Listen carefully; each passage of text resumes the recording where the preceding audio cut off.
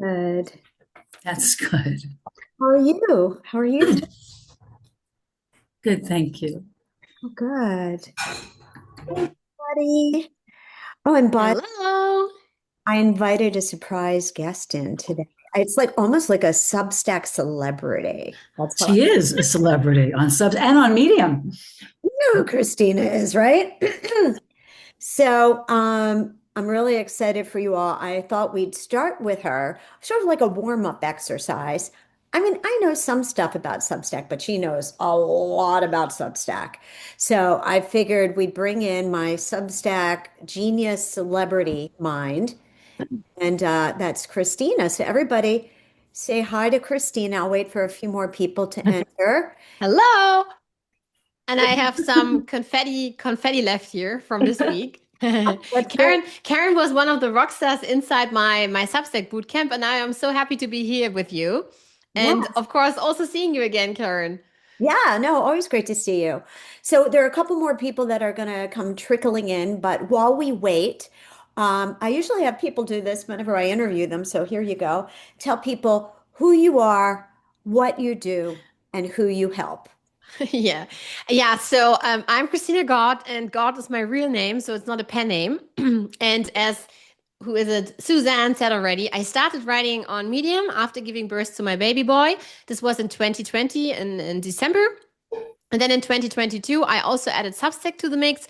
And then in 2024, became a Substack bestseller after just 60 days. And yeah, also always went like back and forth and because I was pregnant and so, but yeah, it's been an amazing ride because I really can now get paid to be myself because I'm an award-winning marketing manager. I also am a journalist turned marketing manager, you know. So I wanted to get back to writing, and this is exactly what I do. And at the same time, I'm also like a marketer in your pocket, and this is why I love to zoom out and discover new platforms as Substack. And this is what I'm teaching everyone. So like let's say if you're thinking about getting started on Substack or want to grow your email list, then I'm your expert. And if you're going to say, hey, I want to become a better writer and write better copy and stuff, then for instance, I invite Karen for an interview and then later she joins one of the master classes. And this way we all learn together. Yes. And I feel like it's good for, I mean, I want people, I have clients that work with Christina. So because I love my clients, I don't want that like, no, you can only work with me. No, no, no. Work with Christina, work with other people. In fact, one of my clients who I've mentioned in here, Ellen, wound up working with Christina also. And I'm not, I just want what's best for you guys. And I'm not even getting an affiliate or anything. I'll just even bluntly say that. I'm just doing it because I think Christina is so good. Like she's just if you want to work with do, if you don't, whatever. I'm just getting the joy of having you meet Christina. It's just as simple as that. It really is. Um, Christina's husband also is like a genius tech person, and you've developed some really cool Substack tech. So why don't you, what I want to do is I want people to like maybe throw out a question or two to you. But if you have something that you think is like, oh my God, when I tell people this, that's the thing that really gets them, could you just like maybe lead with one of those and then maybe we'll have people ask you some questions and stuff? You mean in general when it comes to Substack, General. how amazing Substack Yeah. is? Yeah. Yeah.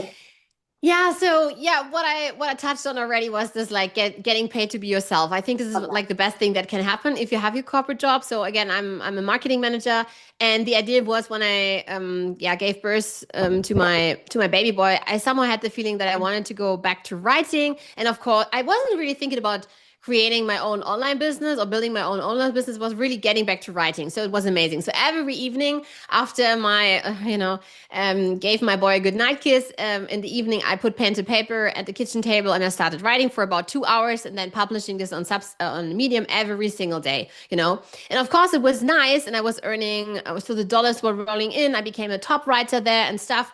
But it was really exhausting at some point because it was really like every day it was different, the algorithm was changing, and every month the algorithm was changing, so the only constant was change. And at some point I was like, You know what, Christina? Why are you so stupid? You, as a marketer, you know exactly how important it is not to gain to gain followers, but to gain subscribers and to build an email list. And this is why one day I said to my hubby, you know what? I'm gonna start a Substack. And he was excited about this because I like number one learning I'd say is don't put all eggs in one basket. So I would always recommend it's nice to focus on one platform, but if you can, then maybe go with multiple platforms and build a flywheel, meaning that you proper stuff, similar to what Karen is doing now. She's on Substack, but she's then posting visuals. She has also on other platforms, and for instance, on Substack Notes, the short form universe of Substack. She's also posting stuff from Instagram or LinkedIn and Facebook and stuff. So this is the idea of it. And yeah, and so and after a few days posting on Substack, I then found out I was pregnant. So I wanted to become a prolific writer, and I always said, you have to write 52 newsletters in a row to watch it change your life. But I never ever reached these 52 newsletters in a row. Before that, already, I turned on the paid button, and it's the best. So number two learning would be if you were thinking about starting an email list, first is the best decision because it's the most valuable asset in your business. And second, yes, it's totally fine no matter what expertise you have or not, or you're thinking like, I have no expertise. I just have like my personal experience. I have, for instance, someone who, and one day her hubby said to her, I don't love you. Okay, and not just anymore or so, it's just I don't love you. And then there's the question, okay, how long is this already going on? You don't love me anymore or what? Yeah, and then yeah, she went through a divorce. Her kids were already like 16 and 18, and so but still it was a very difficult time, and now she's helping women go through this grieving that is a divorce and leaving, this chapter behind, and this is the best really about Substack. So people really want to open their wallets and pay you for sharing your expertise, and this expertise can be your personal life, but it can also be your corporate skills. I think these are Yeah. like the biggest things. Yeah. Okay. And everybody here already has like they know about like the importance of building an email list. So what I'm going to do is I'm going to start off asking you a couple questions, and I want everybody else to just think up a question and fling it at Christina because she is like the Substack queen. So, how many articles should you write a week, and how many notes should you post a week or a day? Like, is there any such thing as overkill and overwhelm? Yeah. So again, I'm not a doctor. I can't say, okay, this is like the prescription and this is you have to do this and that. And I'm not someone who's telling you, this is the way. However, from my experience, what I'm seeing, because I'm helping so many people in the back end, is that I would at least post one long form post per week. Two would be even better. Okay. This is really how it is. Even like the biggest on Substack, they are doing exactly this. Okay. If you're going to say, Christina, you know what? I have so many things to share. I'm going to go with a daily newsletter. I can tell you it starts pretty good, but at some point you're going to stop the whole newsletter thing I because mean, you're going to feel yeah, burnt out and you overwhelmed. mean a daily newsletter from Substack? Yeah. So there So are many who say, I have so many things to share. And then they're going to go with day one, two, three, and then whatever, like 14, 16, they already stop. So most newsletter writers, they stop in the week 14 to 16. okay. Yeah. So I would say at least one weekly newsletter. Better would be two. And if it comes to Substack notes, I would, as Karen knows, be there every day. And we're gonna cover this, but you don't have to do it manually. You can also like automate it and schedule this so that you really can focus on long form writing. Because I bet many here in this cohort are thinking, Christina, I'd rather be writing my long form posts, which I totally get because also Karen and I we like social media and we like marketing, but not to be like online all the time. Okay, so one of the things that Christina offers is something called Substack Buddy, where you can schedule your notes, which is really helpful because if you like, oh my God, I gotta remember to post on Instagram or Facebook, and those I do schedule, but I didn't have a way to schedule Substack, and so Mhm. Christina has something called Substack Buddy, which she can tell you about. But also, let me ask you while I'm on notes, like. Is it appropriate to post 3 notes a day? Is that, I noticed your Substack buddy has that as sort of the recommended. Is that what you recommend people, from your experience with Substack? Yeah, definitely. So I talked with Linda Lebrun. She used to be yeah, the partnership expert on Substack.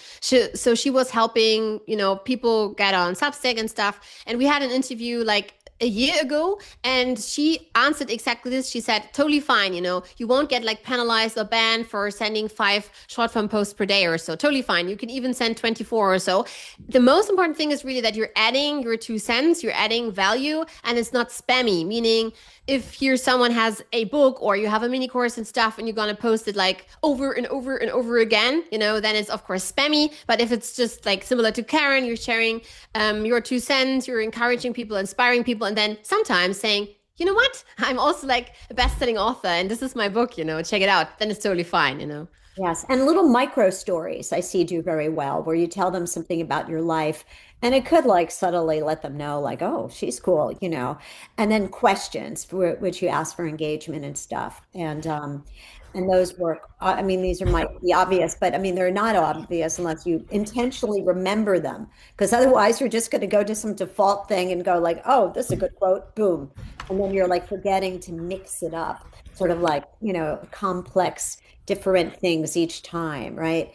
Um, and then, do you have any ideas for uh, how much to upsell in an essay and how to get people to subscribe from an essay? Could you share some ideas about that? What you've seen Mm. from clients? And Steve and people who just entered, we have Substack. Like celebrity, genius, fabulous. Christina knows everything, and I invited her here to help you all. So tell a little bit, people, like I some see. from all your client work, because she's worked with so many people on Substack. She really knows this. So go ahead. Yeah. Yeah. So the idea of Substack is, of course, like this subscription model, meaning that you earn money based on paid subscription. So someone would open their wallet and gonna say, "Oh, I like Karen so much, I'm gonna become a subscriber." And then later you go like on a date with Karen, gonna say, "Oh, I really love her." And then you become a paid subscriber, and then maybe at some point even like a founding member, which would mean, yeah, I want to spend whatever like 20 years with Karen. But at some point, of course, you could also then say, I'm gonna get a divorce from Karen, as so many do. I think I heard like in America, it's like the country with the most with the highest divorce rate. Yeah, you know what I mean. So this is just like the cycle of it, and yeah, and the center of it are really like these subscriptions, okay? But I always go with the 3 models, okay? So if you're on Substack, I would say there are 3 models. You can say, hey, I think I'm awesome, I'm fantastic, whatever. Everything is paid, everything is behind the paywall. So you would start, and then you would write, let's say, 40% or so of your post, and then yeah, that would hit the paywall. And everyone's like, oh, okay, so I would love to learn more about this, but there is a paywall. This is something that you could do. I wouldn't recommend this except you're already like well known offline. Then, and even if you're well known, like as a psychotherapist or so, people on Substack might not know you, and just a few people, even if you have lots of followers, are going to follow you on Substack and become paid subscribers. And then there is like, this is the one that I love, and this is also that what Karen is doing. You have this freemium model. Maybe you making it like 70 and 30%. This would mean 70% would be free and 30% would be paid. This is something that I would recommend, meaning you're offering almost everything for free, but 30% like the deep dives, whatever, like sharing the first chapter of your book, giving people access to mini courses or whatever it is, or just sharing vulnerable stuff or so, or the playbook for 2026 to succeed on LinkedIn and stuff. This would be like then the 30% where you really want people to upgrade. And then the other option would be that you're going to say, there is no paywall, I'm offering everything for free. This is something that one of our mutual friends started with, Ellen. So she offered, she's a psychotherapist from Chicago, and she really started with this approach, like offering everything for free, but now she dared to turn on the paid button. So this is also something. So no matter what, this would be paid subscriptions. But I always encourage you to also think about beyond this, okay? So let's say you have a book, even if this book is 3 years older, so you have a book, you can upsell this book, meaning your post is free, but at some point you're going to say, oh, did I mention I also have this book? Or somehow this post is connected to the book. Or you have a mini course, whatever it is, or you want to gain new clients and stuff. This is super easy, you know. This can also work with free stuff on Substack. So don't be too focused on paid subscriptions, although they are nice and you can do it, but also go beyond this and then offering mini courses and stuff. So I would say offer, offer, offer. At least once per quarter, go with one offer. Okay. And what about this? I've done this sometimes. I don't know if I said this out loud to you, Christina, but sometimes if I have an article, this is so embarrassing, but it's true, that either really, really sucks, like it did, like it got crickets, or really, really, really did well, I consider converting those into paid for the following reasons. If it really sucked, but I don't want to delete it, but it didn't suck, like I still love it. And I'm like, what's wrong with people? Why don't they love this? You know, like one of those. I put it on paid because I'm kind of humiliated that it didn't do well, right? So I figure if somebody sees it, it's really honest. I'm being really honest here, That's so funny. right? Yeah, no, I get it. Paid, they were like, oh, it didn't do well because it was a paid one. And because I still love it. I mean, I don't put up anything unless I love it. So I tease it a little and then I make it paid. So then I get them to think, oh, maybe Mhm. it is good. And then maybe they'll, you know how the human mind works, like, oh, it's paid, it must be good. Then they'll wind up liking it more because now it's more protected and treasured. And the other one is the one that does phenomenally well because I already know that that one is like gonna lure them in. And then I give a little paywall hit so they want to keep reading. So I do it after the fact. What do you think of that? Mm. Yeah, so again, there are multiple ways to do it, you know.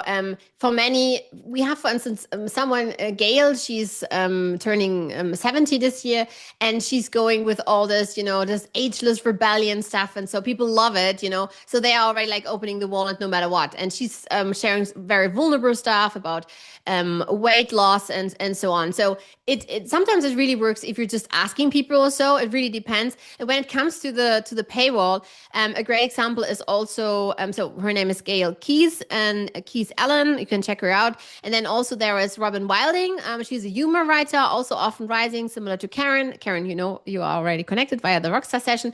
And she's always super funny, you know, everything is free. But then when it comes to paying her, she's like, you know what?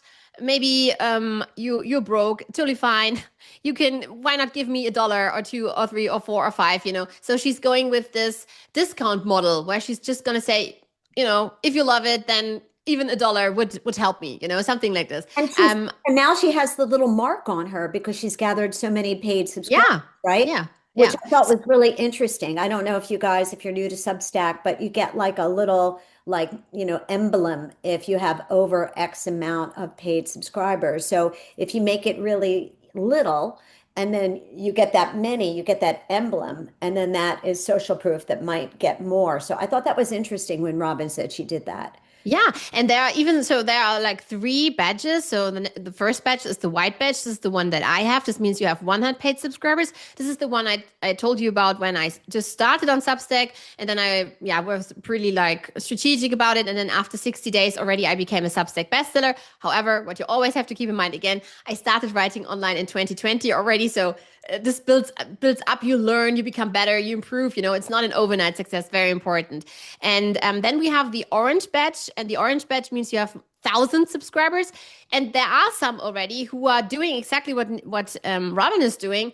And this is just about the masses. So they're gonna say, you know what, you can also just join for $1 or so. But if you have like 1,000 people, you at least earn, let's say, $1,000 per month with your newsletter. Of course, people gotta pay you more, but just to have this option. And then we have the purple badge, and this means tens of thousands of people. There are some Substackers who are really millionaires just off their paid subscriptions, which is crazy good. You know what's interesting? What if you had the $1 one, but you only had it like you had like a ticking clock, like scarcity? I know Robin has it up forever and ever, but Yeah. I come from like the advertising, persuasive, model where you go, and this ends, get it now. Like, so that might even help if you add that onto it. And then you can change your mind about it later too, if you feel like, Yeah. why am I doing this? Yeah, Um, and I think it's all about momentum. So if you want to join Substack or even if you are there already, why not do really like a like pre-launch runway and a launch runway? Meaning you're getting started. You had this example with you want to build a community around women who went through a divorce, who feeling awful, and you're helping them. Like come here, let me give you a virtual hug, high fiving you. I promise I went through this 5 years back. I'm gonna help you, something like this. You built this amazing community, and yeah, so it really helps you with Substack. You can build this amazing community, and this is why I always say it's not that you're building a newsletter, you're really building this community there. And if you keep this in mind, then you're gonna grow no matter what it is. oh, So whatever idea you have, you should think about also when it comes to finances or so. Maybe you can become like the financial advisor in your pocket, and you're creating a community around like people who want to yeah, better manage their finances. And so I think this is one of the biggest things, really building this community similar to what Karen does here with the cohort and everything she's doing. She's also building this community of like-minded people, and if you do this, then people are more likely oh, to subscribe and upgrade. okay, I want you to look at the two things in the chat and if anybody else has questions as well. But I'm going to say the word community. I'm so glad you brought that up because, as I said, I had my client Ellen, who then met Christina, is now Christina's client. And Yeah. Ellen is really thinking about community, and she uses that word a lot at the bottom to get engagement. So everybody feels like they're part of the community, and then they tend to engage more. And the higher engagement, the better your algorithm. So the idea of she's like, I'm building a community, I'm building a community. I mean, but say it in your brand personality, so people really feel that, and like they look forward to reading other Mhm. people's like, oh, there's my friend blank. You'll start to recognize names underneath. So now I want to say that Sandy wanted to know about Buy Me a Coffee. Laura wanted to know about more about your services, and Mhm. says, can you put the links back in? What is Yeah, that? I logged in late, so I didn't have the early links. Oh, the links for Zoom, they're in every single email No, that. not for the Zoom, for the buy me a coffee or whatever other links were put in the Oh, chat. can you do it later? Yeah, yeah. So Christina, I'm going to throw those softballs at you. What do you think about buying a coffee and then tell people how they can work with you? Yeah. So buy me a coffee is nice. However, it's tipping. So yeah, on Medium at some point they added buy me a coffee, Ko-fi or Kofi, and all the other options. You have to think about that as tipping. So the idea of Substack really is that you earn this recurring revenue, which is pretty good. So the idea of it is really in the past, if you used to be like a guitarist or so, and yeah, you Do you yeah know what didn't I know think? how to I think make Robin, after meeting Robin at your Rockstar thing, yeah the $1 thing, I actually think it's smarter to keep all the money on yeah Substack so yeah you can earn that badge. yeah Okay. I still haven't earned the badge because yeah. I don't push my paid enough, quite frankly. And whenever I put it on sale, I sell like a bunch. And then whenever, Yeah, yeah, I see you rising then. Yeah. yeah. So, but if you had it on for $1 and you Yeah. sold 100 of them, Yeah. maybe you'd only make $100, but you'd get the badge, which is Yeah. Yeah. cool. So Yeah. I would say do that over the coffee thing. Yeah. Yeah, And yeah. So I think Kofi and Buy Me a Coffee is nice. There are definitely people who are gonna say, you know what, an one-off payment is better for me. So you can give them the option. However, you might be missing out then on the subscriptions. So I would always, if I could, really focus on this. And there's something cool we had inside the bootcamp with Karen. That there's also gonna be something like Flower Me. So that in the future you not just can send people money, you can also send them flowers. I love this idea. So if I love Karen, for instance, I can send flowers to Karen. I'm gonna cover this in a few Oh, weeks, I didn't know and about this is awesome. Some other ideas now for influencers, because yeah, the money is nice, but what if it's Karen's birthday and you want to send her a bouquet of flowers or something like this? So I'd yeah, rather have a again, bouquet of tipping dollar versus bills. recurring revenue. But can I ask two quick questions? Or sure, uh, certainly. so nice to meet you. Hello. So is Substack behind the paywall for writing centric content, or can it be video, or is it really like writing centric. Yeah, so Substack is a really like writerly platform. It all started that it should be like become like a platform for writers. But now if you click on create posts, you're gonna see you can create text, video, audio, like everything, you know? So Steve, if you like it and if you like audio, for instance, you can then also record a voiceover. You can then also do it as a video stuff. So you can do everything. It's really like a platform for creators now. It's not just a newsletter platform anymore and writing platform. But it's I love that it's a writerly platform, and also there are lots of people that love to read. So there with Karen, this is why Karen is there. She knows these people also would buy her books and actually also read her books and not just, skim and whatever, like do with their Because books. I have a platform with an email list and some paid courses and a membership. Cool, yeah. But the membership has a lot of room for growth. Yeah. So I'm thinking, should or have you ever seen someone have a paid something in Substack Yeah. and those members are mirrored access to the Yeah. bigger membership or Yeah, something sure. like So that? I have something like this. It's connected with Substack and Circle, for instance, or with Teachable with the courses. I don't know where you're hosting them, but I have like this triangle of Substack, Teachable, and Circle. So, for instance, Karen was part of the bootcamp. My bootcamp is on Teachable. All the courses then as on demand. We have everything live on Zoom as we have now, and then I also have a community on Circle. So yeah, it's totally doable. And also, if you have people, you can transfer or migrate these people into Substack if you want to. There is just like a button you have to click, and you have to be a bit careful about this. But there is a button you can click, and then you can easily transfer them into the Substack universe. Yeah, and Interesting. often I Yeah, I hear think from sorry I hear from people like you, they're gonna say, oh, Christina, I have this membership but it's not so active, and this is like the best to like re-engage your audience, Steve. Yeah. so. You can kind of take advantage of the social graph on Substack Yeah. and kind of Yeah. intermingle. Exactly this. So you have to build an audience. What we know is that we have more than 5 million people actually paying writers to send their newsletters, 5 million people. And you can assume they don't tell us exactly, but there are millions of people in their built-in audience. And this built-in audience is growing and growing and growing. We have, know him, I bet, like Gary Vee joining, Jay Klaus Yeah, joining, Justin Welch, big. We have Taylor Swift joining, Pamela Anderson, Jane Fonda is now on Substack. It's getting bigger and bigger. I don't know who else you well, might love to see that, but it's becoming mainstream, and with mainstream meaning that the built-in audience is becoming bigger and bigger. And I think the biggest question there is always, oh, Christina, my topic is so niche. But I always say, well, I know exactly from the Substack employees. They say like there is a space for everyone on Substack. You just have to make yourself be seen and be discoverable. And it works like as SEO is getting less and less helpful on Yeah. Google, it's still very helpful on Substack, Yeah. all of those SEO terms and everything.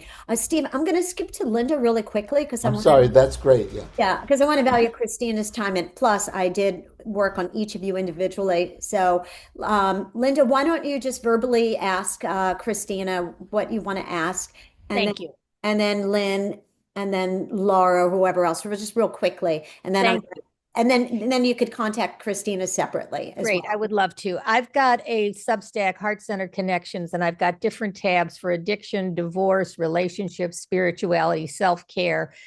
And the overarching is compassion. Number one, I want to know the best way to and each of my footers tells people they can get in Mhm. any of those. But I also am thinking of going live for more community. What do you suggest in terms of going live to She bring wants to know people is together? their best time is what her note said. Best time to go. Hmm. I see. Yeah, so I think you're pretty smart already going with these sections. So you really have apparently like organized everything. And when it comes to the live sessions, I think the lives, from what I'm seeing, there are at the moment even people who are doing this like on a daily basis, meaning like making this a podcast or so, because they love to collaborate with others there. So no matter what the topic is, let's make it like grieving or so, you lost your daughter or you lost your mom or so, or your hubby. So people are connecting there and then doing the lives. The best time for a live I think you're in America. My audience is also like 80% of my audience is from America. So I think at the time when the Americans are awake is like the best time. Let's go like this. But you can find this out pretty easy by just like doing a live at whatever, like your time, 1 p.m. or you lunch break, or then later in the day. It really depends. And the best thing with the lives is also you can really engage. So similar what we're doing now here, we could do in Substack. And the best also is now, in the past, I had to do like this, this exercise. I didn't have to go to the gym. It was like always like, hear me and like this. Then I had a tripod, and now I can do it from here. You can really sit down and look into the camera, and this is then streamed on Substack. And the best really is I'm doing the live stream, and then maybe you're joining Linda, and I could say, you know what, I'm gonna tap on Linda, and Linda is gonna be on stage, and then we're streaming together and having the live together. So I think the biggest growth driver really is collaborating in general. So this is also with Karen something that is very important for her, and I think for you as well, Linda. So the best really is for everyone, for the lives, to have someone who's like-minded.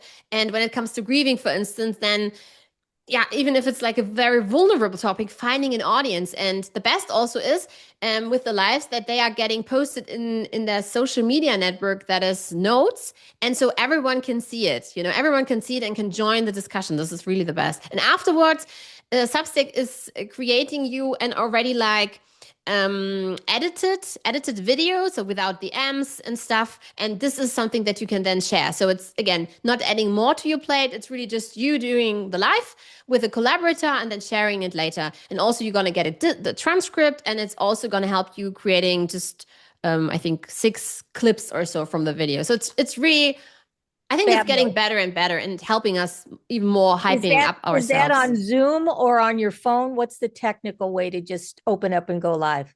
Yeah, you have to have your, you can do it via the smartphone, via the app, the Substack app, because of course they want to push it, because it has to do with, their presence and their authority in the market, let's call it like this. But you can also do it via desktop. So I could log in now to the onlinewritingclub.com, and I could say, instead of saying I would love to share a post, I could click on go live, and then from here I could then stream. Okay, this is pretty awesome, Linda. So you're sitting on a couch, you could also say, you know what, I'm gonna do a live now with my friend Tamara or so. We're gonna talk about this and that topic. Fabulous. And what's the best length? And thank you so much for all of this. What's the best length for a live? How many minutes? Yeah, so I would say at least 15 minutes. If it's just an update or so we have many people who are sharing news, what's going on in America or so, of course, it's nice to just say, you know what, quick Q&A or a quick update or so. But yeah, since you want to make it valuable, and Substack is a platform where it's really about depth, you really want to go a bit deeper into the topic, I would say make it at least 15, maybe 30 minutes or so. And the best is really, Linda, you can then say there is an eye icon, and you can see how many people are actually joining. So in the past it was accumulative, but now, Linda, you can see how many people are actually live, and this is the best. So seeing whatever, like, wow, 50 other women are here with me talking about grieving and stuff, grieving your marriage, and this is like really the best, because this gives you the best feeling and creating this momentum that you need. Fabulous. Thank you so much. Ellen grew. Thank you so much, Linda. Ellen grew by doing a lot of that, and also by just reaching out to people that you don't even know. That's the other thing about people on Substack. They're very friendly and warm. Yeah. Meet people. Okay, I think I'm gonna quickly send Christina away, but before I do, I'm saying it that way because I want you to know I'm respecting Christina's time and yours, because I have so much I want to help you with today. I did so much work for you guys. Anybody super duper quickly want to ask Christina a question, because I want to feel like I'm fair, but I want Christina to know that I also respect her time. Yeah, Lynn, go ahead. If we wanted to work with Christina, Yes. how do we do that? Christina, tell Yeah.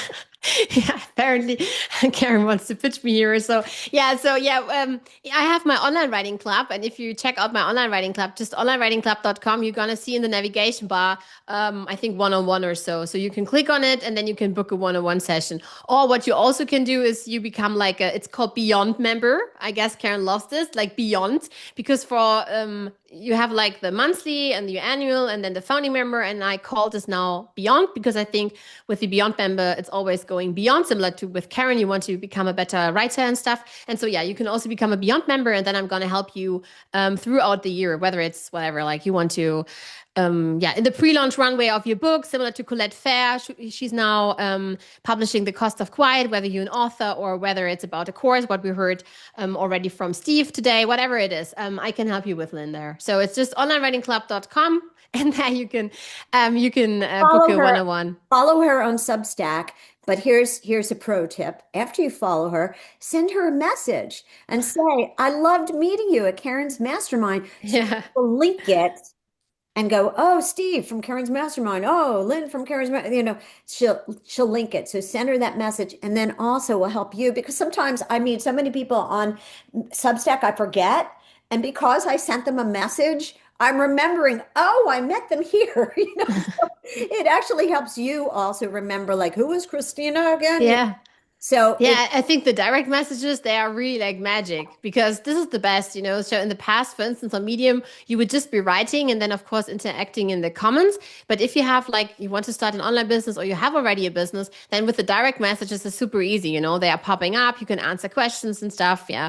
And the other thing, what Karen touched on in the beginning of the session is really, if you're thinking about, like, for instance, with your newsletters, you can schedule your newsletters. If you have a busy life, messy life, have to care for your parents or whatever, or simply want to chill at the beach, whatever.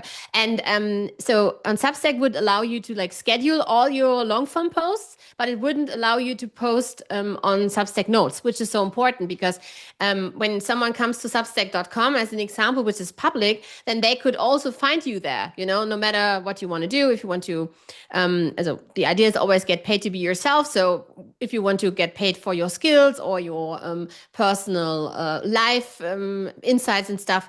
And so you can now also schedule your post. And this is what Karen told you, because my hubby for the Honor Writing Club, he's a software developer, and he created a scheduler. This is called Stack Buddy. And with Stack Buddy, you can easily now just schedule all your Substack notes so you don't have to think about it anymore. And also in the future, you're going to have the opportunity then, because I assume many of you are on LinkedIn as well and have their businesses and stuff.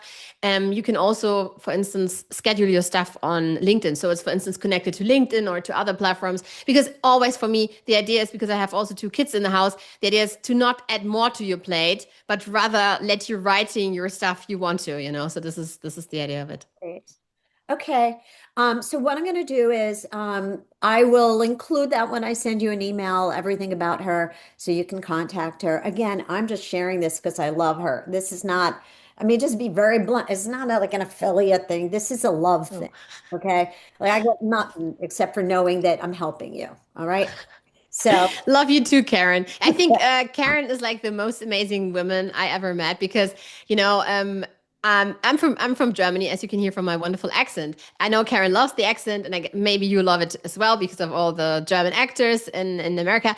But the thing really is, I had no clue who Karen was, and then on Substack Notes, which is, again is like this discovery engine, which I recommend to everyone, I found her and I was like, you know, I love this so much. And it was via Patricia Ross. She's now I think 87 or so. She published her first book, and we've been friends for years.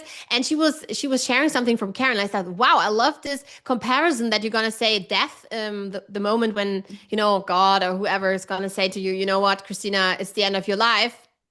You know, I'm gonna fire. This would be your boss firing you. This idea was so good that I then had to find out more about Karen, you know. And since then, we've been really like friends, I would say, Karen, right? And if I could talk or if I could speak in a way that Karen does in English, this would be amazing. But I loved this compliment when you said I would be talking like a New Yorker in the streets or something but like you're this. very direct. You're very like you got the je ne sais quoi pas of a New Yorker. I see, I see. Yeah, so I can learn lots of new words from Karen, and yeah, it's amazing, you know, having like this lexicon of crazy good copy and words. And I'm going to say this, she had no idea who I was. It doesn't even Yeah. matter what my audience was.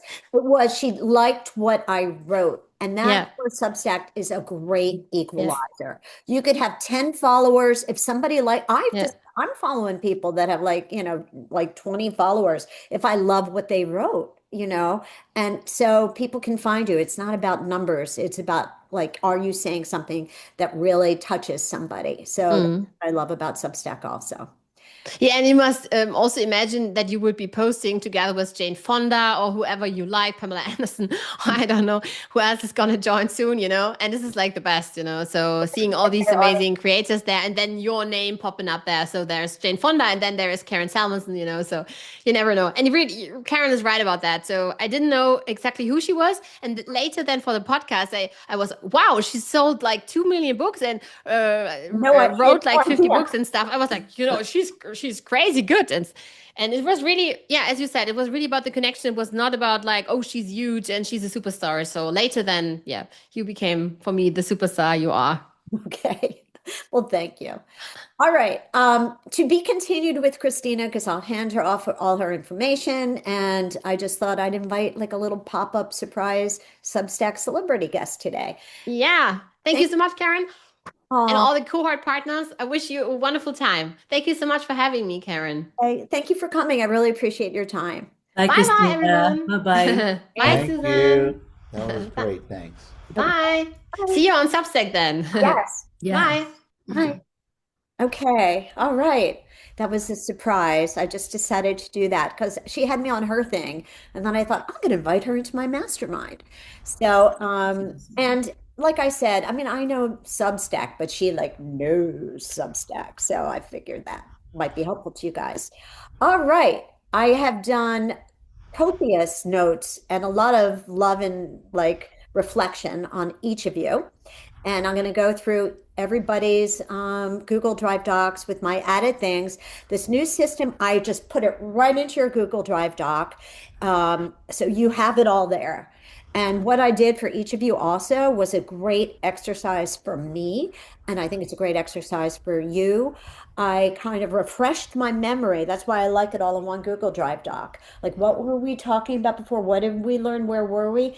And even before I wrote what your new questions were, I reflected on where you are now, where you want to go. And then I did it. So I wasn't just answering what was coming at me. How do I write an article? Like I was like, what is the long-term end goal for these people? And it's a great intention to start with before you do anything in the morning, is to remind yourself about who you are, what you do, and who you help. Okay. So let me see. Who shall I pull up first? You know who I'm going to pull up first since we just spoke about Substack is Linda. Because today I helped Linda. I'm helping Linda with her Substack in particular by giving her some insights from my other client, Ellen, who you keep hearing about. Because Ellen wound up, I mean, to me, she's like belief that you can really grow your audience in Substack.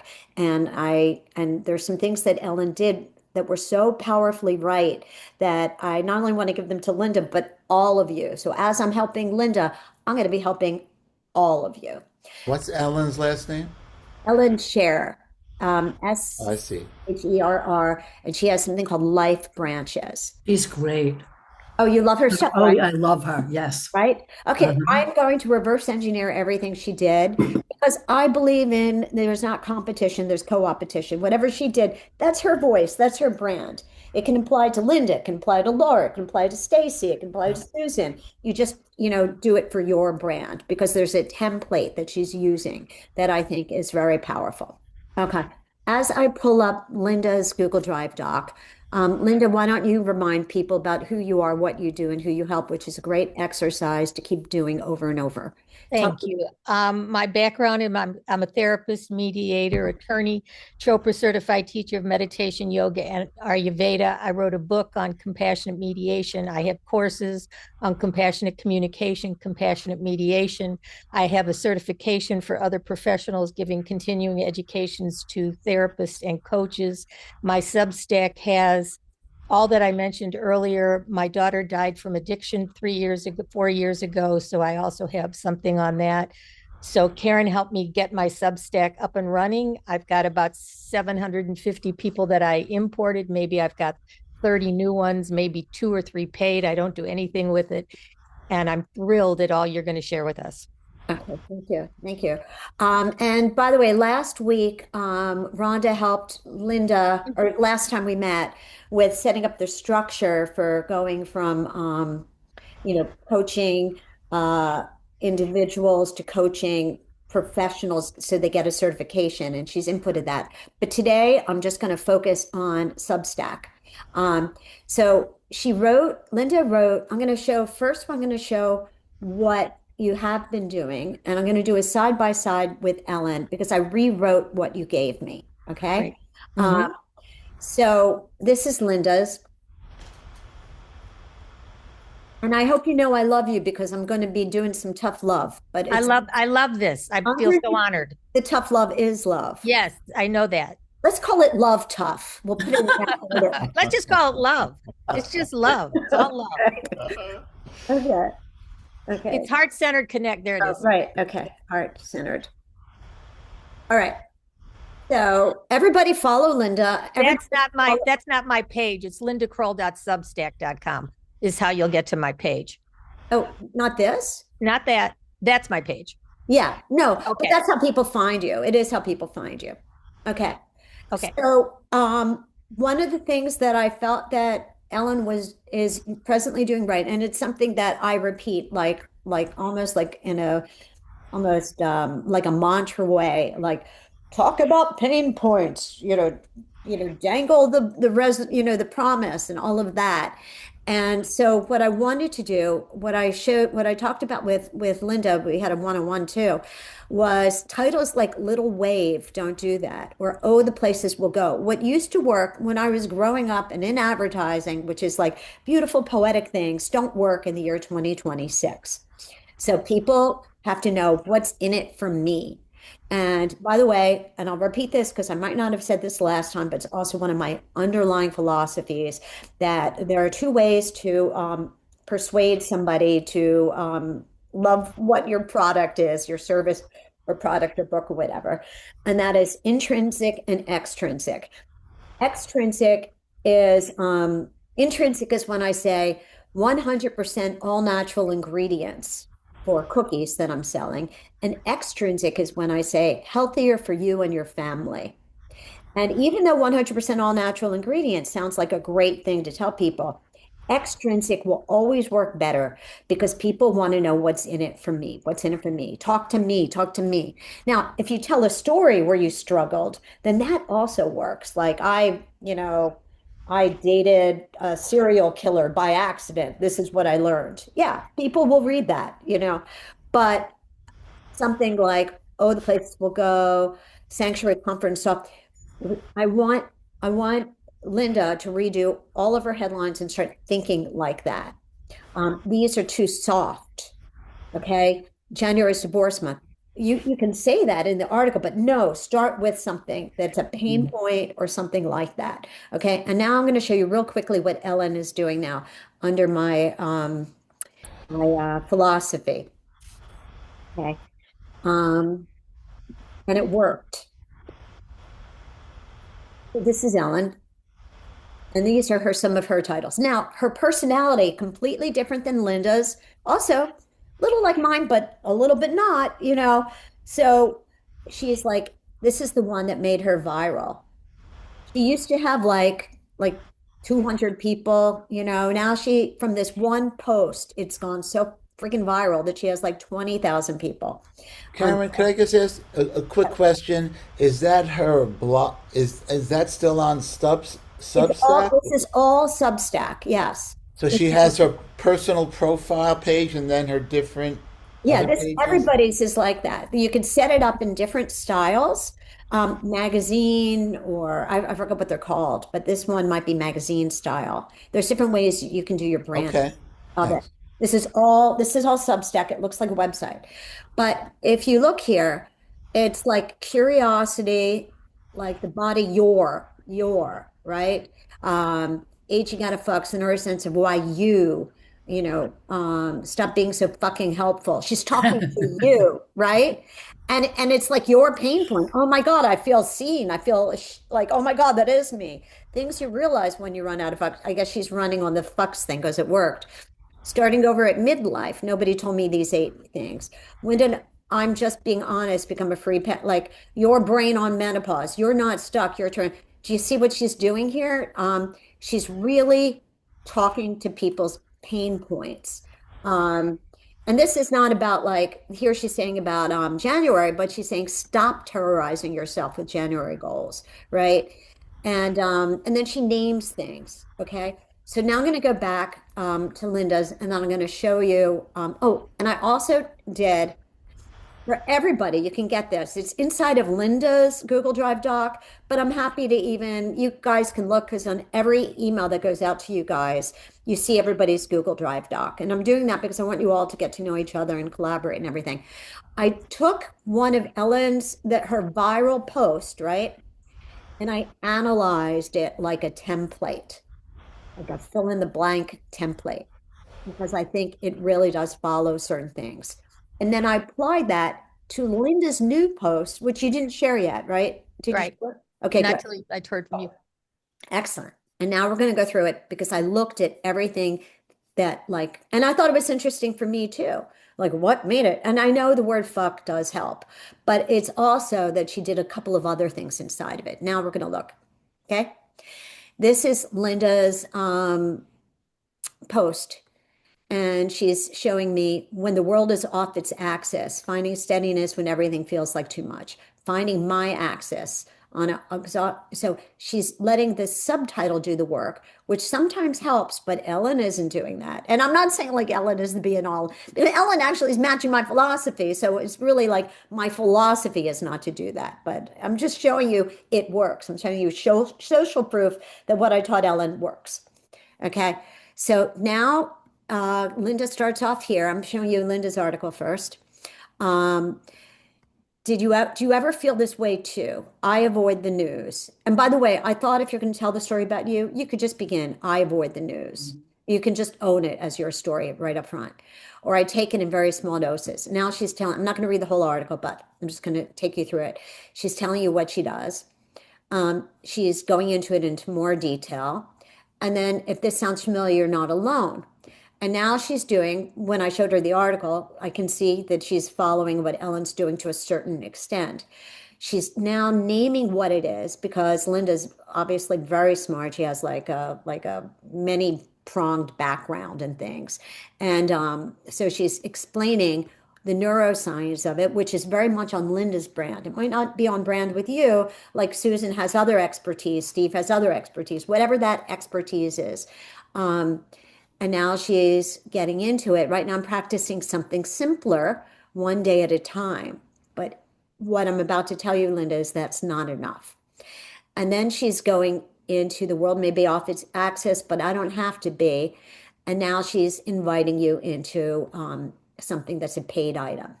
Now I'm going to tell you what I want you to improve here. Okay. So, and then I think, was this yours also? I put everything in yellow, what you sent me. Yeah. Okay, great.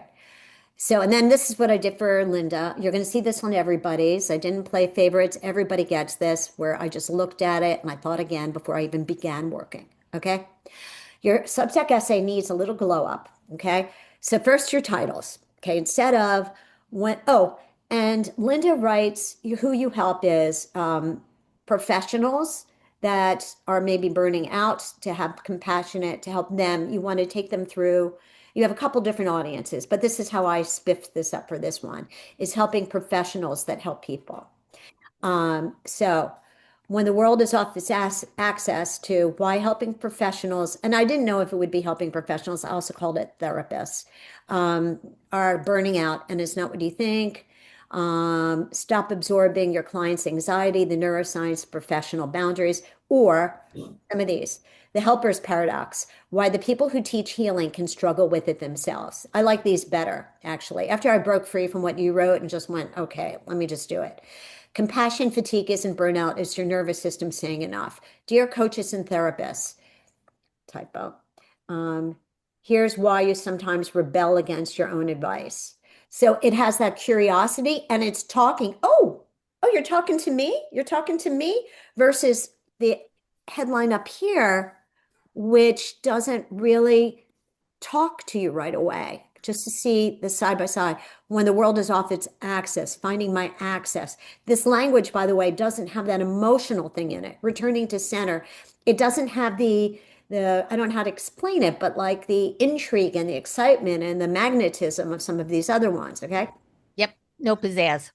It does it, thank you. Yes. And basically neuroscience is not a word I use. You used it with me with Ellen and I Yeah. used it, but it's not a word I ever Don't use. do it. So Then don't do it. I'm Then not going to use it. Thank you. okay. Dear therapist, you can't heal everyone, and that's not your job. The emotional labor, I don't know, you're not compassionate, you're codependent. Here's the difference. I was like even trying to get something that got you interested, why your nervous system rebels when you try to save everyone.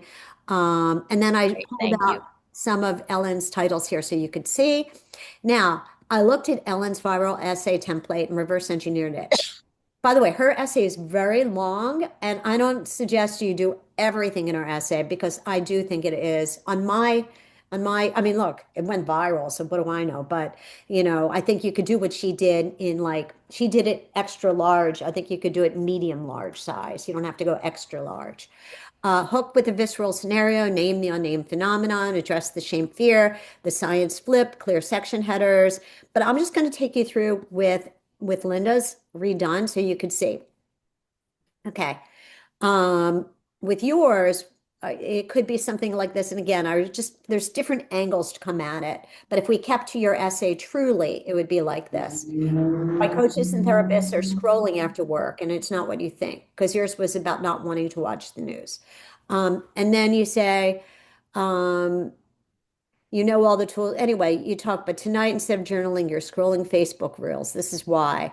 Name the unnamed phenomenon. Welcome to what I call the helper's paradox, or whatever you want to call it. That's on you. That's your brand.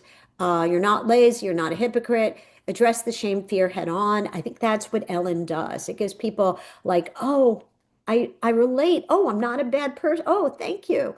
And it makes them like her because they're going, don't worry, don't worry. Everybody does this. It's like the community of people that does this. You might think it makes you this, and then the science flip, whatever you want to do. If you don't want to use neuroscience, don't. And then clear section headers. Why helpers burn out on their own healing, the nervous system, whatever you want to call it in your language. Address the backlash. Here's what makes this worse. Like you take it and then you take it one step. You're supposed to have done your work. Like you really taught, like the person who reads this goes, I feel seen, and then list the specific fears. Reframe as gains. Maybe it's listening. Then you go practical guidance, but you have to give them a tip that works. And in yours above, your tip was too general. And Helen actually gives real tips. Before you upsell them, you have to go, wow, oh, I never thought of that tip. So that's what yours was particularly missing. Over here in yours, Linda, up here, where was yours?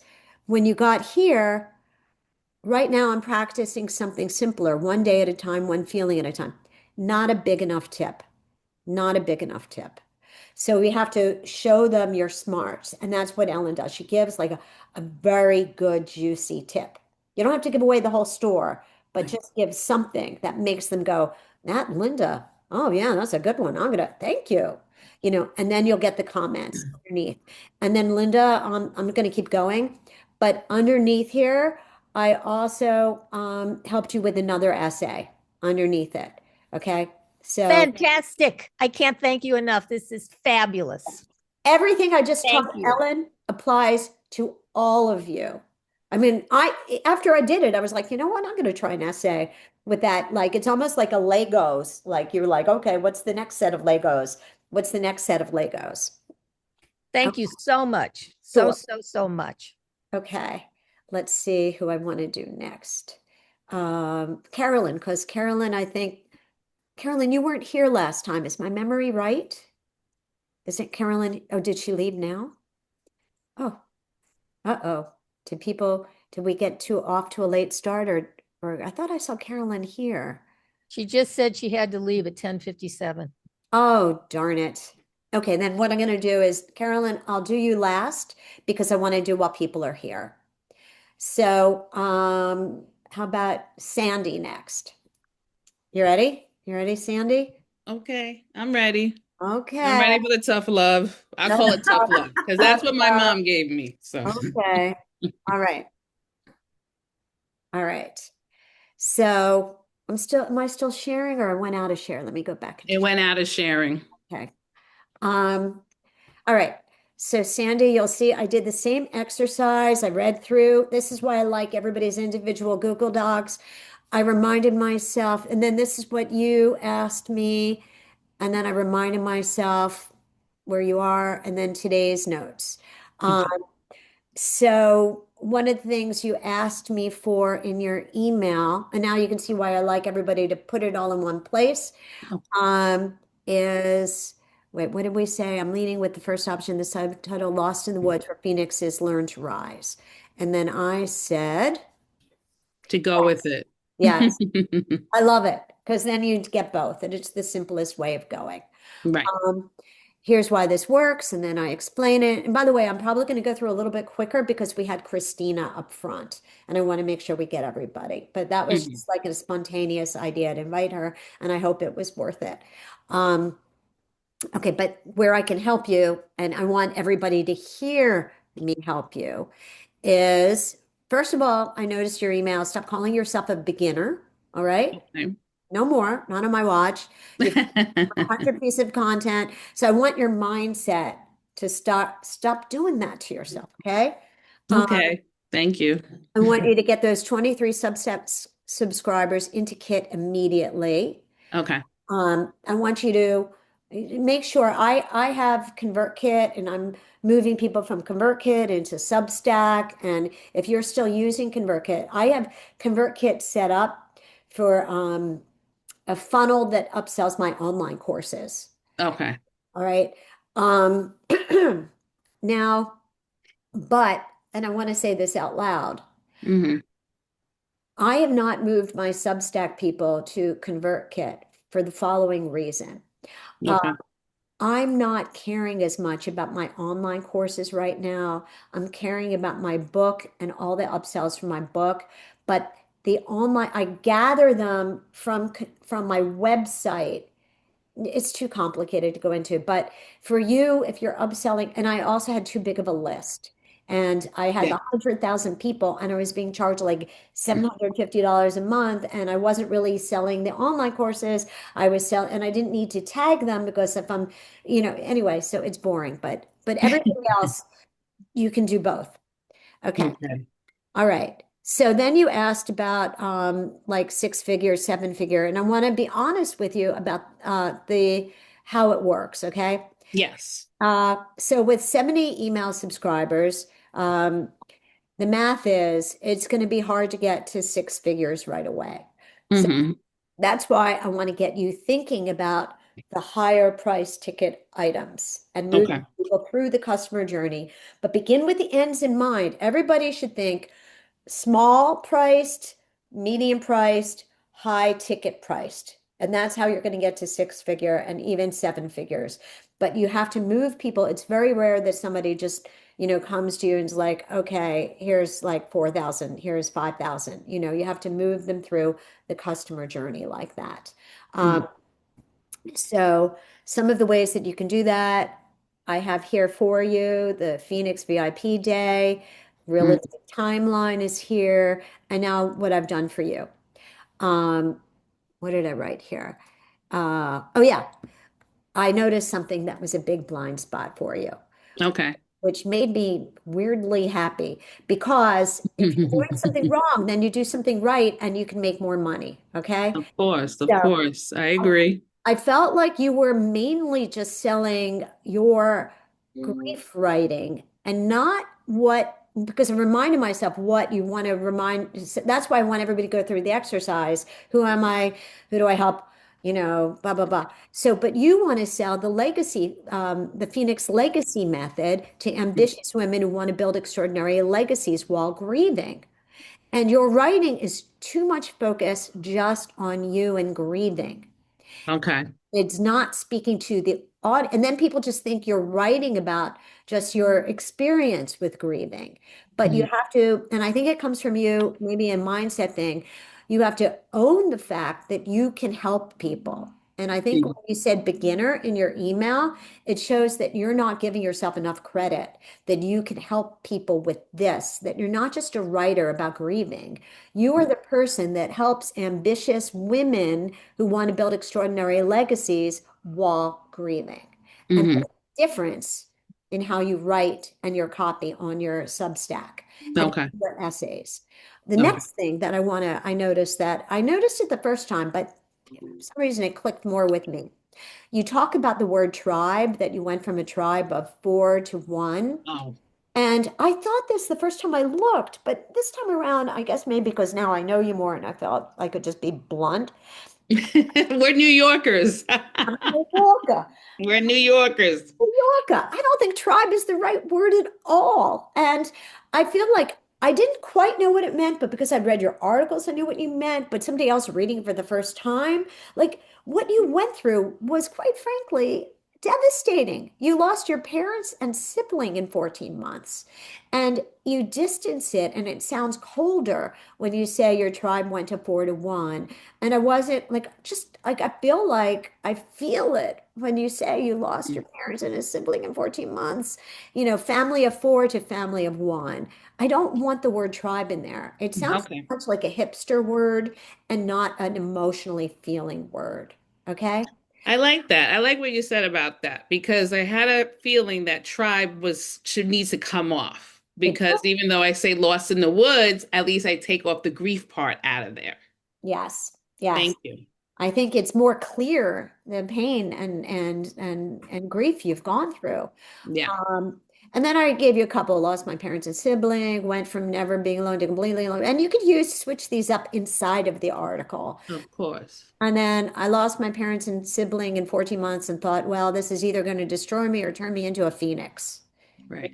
And I know you write, I know you like the little bit of humor. I know we kind of share that in common. We So share that dark humor. Like, yes, so I kind of wrote it that way. yeah, Blood yeah, was I both get it. happening simultaneously. Now I help other ambitious women build legacies. Let people know who you are, what you do, and who you help. Okay. Okay. So now it's very clear that you're not just a writer about grief. You help, and then da, da, da, da, da, da, who you help. And then I Right. gave you a couple of alternatives down here.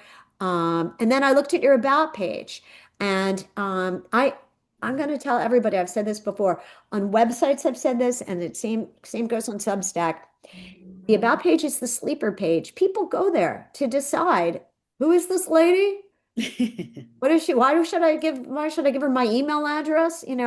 So you have to be really, you're attracting grief readers there, not the Phoenix Legacy Method clients. And there is a difference between I write about grief versus I help, what you said, ambitious women, rise up even when they're grieving. So I have you flipping the language here. And then some ideas for the rewrite. Lost in the Woods, where Phoenix has learned to rise. You're in the right place if you lost someone who mattered and everyone keeps. Wait, was that yours or mine? Oh no, I did. Waiting you to bounce back so you can return to being productive and ambitious. But here's the thing nobody tells you. You can be devastated and driven at the same time. Wild concept, I know. But you can take this and re-own it. But I do feel like you and I kind of write a little bit the same. So I just Yeah. wrote it like me. Yeah. So after losing my parents and sibling 14 months, because apparently the universe has a twisted sense of humor, because I think you have that dark humor. So I wrote it. Yes, we do. Yeah, I do. Because of what I've gone through, it's just Yeah, like I have dark humor and people yeah, look at me like, okay, like that's the way I introduce myself and people either connect or don't connect. yes. So now I made it more about that. I didn't just make you a beginner who writes about grieving. You are now an expert that helps ambitious women rise up even during times of grief. Okay. Right, The difference? right. It's enough of a difference that I feel like you'll get more traction. And you Okay. can see everything here. Okay, thank you so much. I just want to just tell you that I also said that I help high achieving women who experience devastating loss finally build something meaningful without abandoning their grief to do it. That was another thing. Okay. You can easily take what I gave you. It's almost like a template. Okay.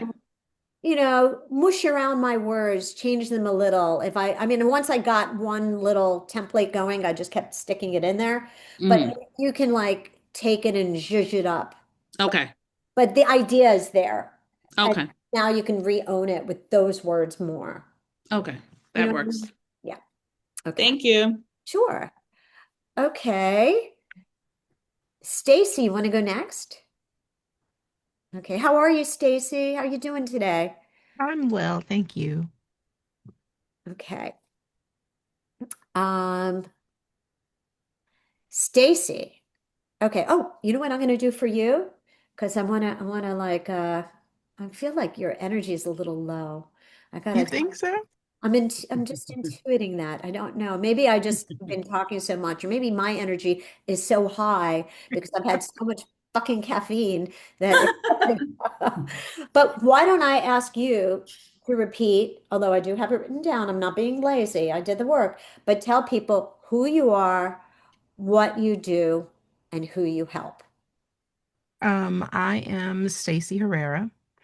I am shifting because I used to focus on midlife women, and I think that that might be some of the confusion later in the doc. And so I have a Substack called Midlife and Then Some, that I haven't been actively posting on. But then I also have Sex in Real Life, which is actually an older Substack, and that's the one that I am focusing primarily on. Um, I really help people to be clear about having sex in an older body and also having smart relationships because sex and relationshiping go together. Okay. So my Sex in Real Life Substack, that one of the cruxes is with midlife and then some, that was women over 40. But my Sex in Real Life Substack is primarily men. And that wasn't an intention, that's just what happened. And so, what I want to do is invite more women into that audience. But right now, the majority of the audience is male. Okay, you know what? I didn't even realize that when I went over the notes. I taught my brain the wrong thing from my notes. Yeah. Well, it might now, I don't know that that's true on the podcasting side because my podcast used to be linked to my midlife women and then I pivoted. Even though I used to talk about sex sometimes in there. So I pivoted and rebranded the podcast. So the podcast, the listening audience off of Substack, I think is a little bit more mixed. But my Substack audience is largely male. Okay, I apologize then. Some of my notes might not be exact because No, that's okay. No, I know how that happened though because I do have this other Substack that's a little bit dormant right now that was all women. okay. I thought it was for over women, 40 women. Okay. So what I'm going to do is, what did I write here? Okay, that was my summary. And I thought it was, you're doing the brave work, sex after 40. But in my brain, I went women. And then down below, I said women more. And I do love your voice and all of that. Um, What's working? Grown folks, 40, love that. Love all of this. Oh, this is your about page. Okay. Okay. So I'm going to go to your about page right now first, because I believe that about pages are the sleepers. Okay. Okay. And then what I also want to do is go in. You know what I want to do? I want to show you something fantastic that Ellen, I know she's like teacher's pet here, but Ellen wrote about sex and it did tremendously well. And I want to give you that hope that that writing about like some of the things she did for women in that space. I'm trying to find where she did it. She did a couple of articles about sex, and they did so well that she kept doing more articles about sex. And then she did notes about sex, and I couldn't believe it that people were commenting underneath even about their sex lives publicly. And I thought, here, the deli scene that Mm, exposed every that was a relation good article. about faking it. And she just has a lot here about sex. And I can't find them right now. But I thought about that as I was talking about Ellen right now. I didn't put in the notes, but I'm just remembering that she did that. Oh, wait, was it Your Body Isn't Breaking? Anyway, she does it more from a midlife angle. But I just want you to know that women are very like blunt about talking about their sex lives on Oh, sub. I know. It just hasn't, like, for whatever reason, that Substack has drawn more men. Yeah, But I mean, in my experience, I know that women talk about sex and that they are very interested yeah. in knowing and hearing about sex as well. Okay. So, I'm going to go first over to your about, and I'm going to tell you something about it. Okay. I thought Okay. it was very well written. It's obvious you're a very good writer. But one of the first things I want to say to you, especially now that I know that you want men, is I don't know if I would start with the Judy Blume thing, even though I, as a reader and writer, go, oh, I love Judy Blume. Oh, that brings me in. Just because I just feel like men might not like that. Yeah, I'm not wanting men. That's where I'm not saying I don't want men. What I want is more women also. Oh, Like okay. I would like it to be a general audience and it just so happens. So I have historically been used to talking to women. Oh, okay. Well, I just thought that maybe, where are you here? Wait a minute. Where am I? Wait a minute. No, I can't find you. Hold on a second. Here you are. I thought that, and I wanted to be gender specific early, but you know what? You're not just about women. I thought you could start more with their pain points, even though yours Okay. is a good story, only because I want people to know I'm in the right place. And Mhm. even though I love Judy Blume, I just thought, remember my extrinsic versus intrinsic? Yes, yes. I just think for that reason. And and since it's not for women only, you can start with a different thing. But I love beginning with pain points. Okay. Um, and then I kept hearing like you'll finally have the words for conversations you've been avoiding, like this type of thing. You'll know what to do when things don't work. Like the more about how your outcome, the pain points Okay. and how you help people very, very specifically. And then one of the things that was missing here is I'd like you to have a link to your podcast Okay. episodes. Even though I know you're leading to upgrade, but I want people to fall in love with your podcast since that's one of the things that you want to really help people with. Okay. I would even describe the podcasts some Okay. so they know that's part of what you get if you subscribe. So it Okay. shouldn't just be here. It should be you identify as a podcaster. So make that really, really clear. Okay. That Um, makes sense. and then where are you?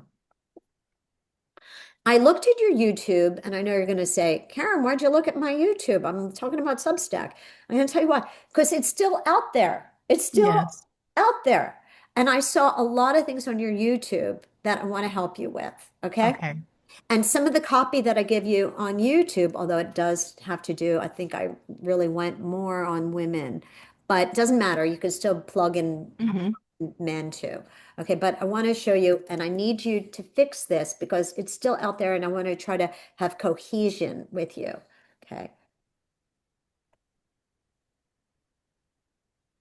right. Am I typing it right? Yes. Okay. Wait a minute. Oh, wow. That top one is so old. Wow, that's interesting. And by the way, this is interesting to me that your name isn't showing up with what is the name of your My handle is Stacy N. Herrera on all my oh, that's right. platforms. That's what we talked about. Yeah, Yeah, we did talk about. because somebody else is Okay. gosh, some of those are so old. How did I find you? I did find you on there. So this is how I found you. Okay, Maybe on videos, maybe maybe on on, videos. yeah, there might be.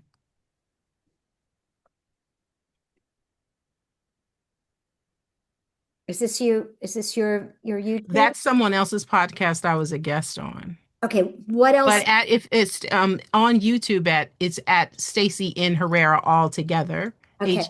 Herrera. I want to figure out, by the way, why it's not showing up, and we could do that next time. I'll make a Yeah, note. there's no dot in it. So like if Oh, you smudge together Stacy and Herrera all together okay, I will. with no The thing spaces, is, I like want it to show up even without that. So we have to get more keywords in there. Is this you? yep, that's That's me. your shorts. Yeah, that was Being old. honest,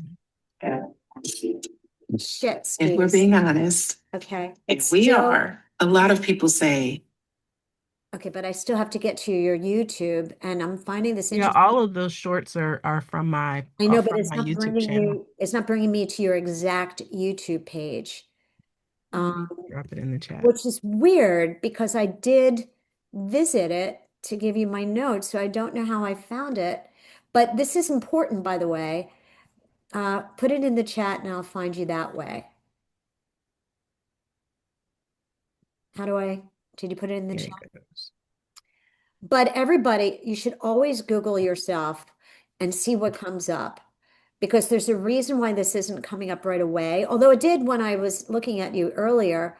So, what we need is I need to figure this out. I won't do it right now, but I need to Yeah, figure. I dropped it in the chat. Yeah. Okay, we're now here. Um, okay. So your banner is not readable. So Okay. the banner is very, very important when they get there. And I have some words for it. This is very little down here. And on Mm-hmm. your phone, that's not even, it's like mouse scratchings. And you always have to check how your YouTube video looks on the phone. A lot of people look on the phone. YouTube is something people do on desktop. Most importantly of all, your thumbnails all need updating. You see this? By the way, updating thumbnails, super duper easy.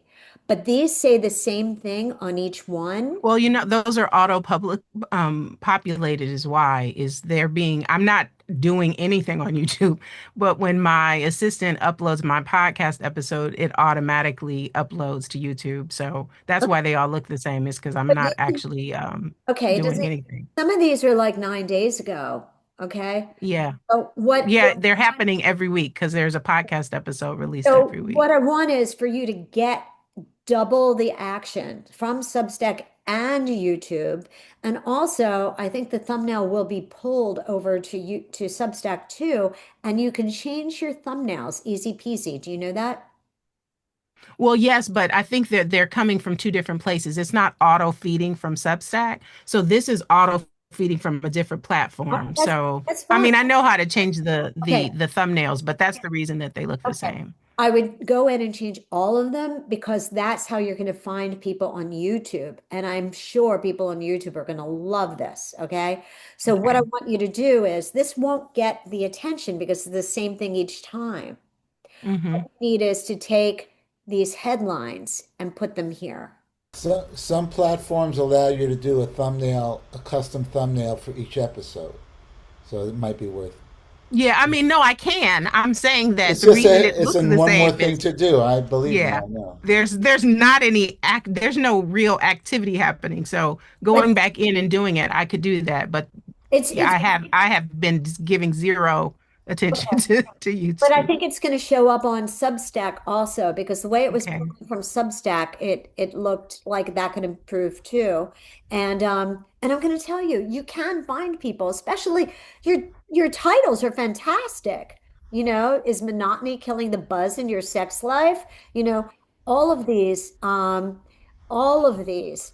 If it's like this, it's going to just go flying by in YouTube. Okay. I'm Okay. telling you, it's worth it. It's worth it. Just go into Canva and just like do it, like batch it. Even if Hmm. it's just headlines only with your adorable face in the corner. I think that will Okay. work it. Your titles are killer. Okay. But this is not going to get somebody in a feed. Okay. Okay. So really, I really would love you to do that. And this one, which is your main one, also needs a thumbnail here. Thumbnails are little like catnip for people. Okay. So Hmm. really want you to look at that. Um, and let me go back here. No, that's not you. Here. Okay. So here's some language that I had for your banner that you could use other places as well. The sex conversations your friends won't have and your doctor avoids. Like something like that. You come there Mhm. and you're like, oh, what's this woman about? Real talk about dead blah, blah, blah, blah, and what nobody tells you about sex after 40. Or even something like this, people are going to be like, oh my God, like I'm going to listen to her. And then this could be for people over 40. It doesn't have to be women. You're over, things like this. Mhm. Or this even, you know, in your banner, but that language can be repurposed elsewhere. How do you feel Okay. about this type of language for banner and elsewhere? Does that feel Oh, like, absolutely. yeah. Yeah, I just like I said, YouTube has kind of been the stepchild. Let me tell you It just something. has been there. Ellen is a great example. I'm sorry to bring her up. She just had one thing and it went crazy.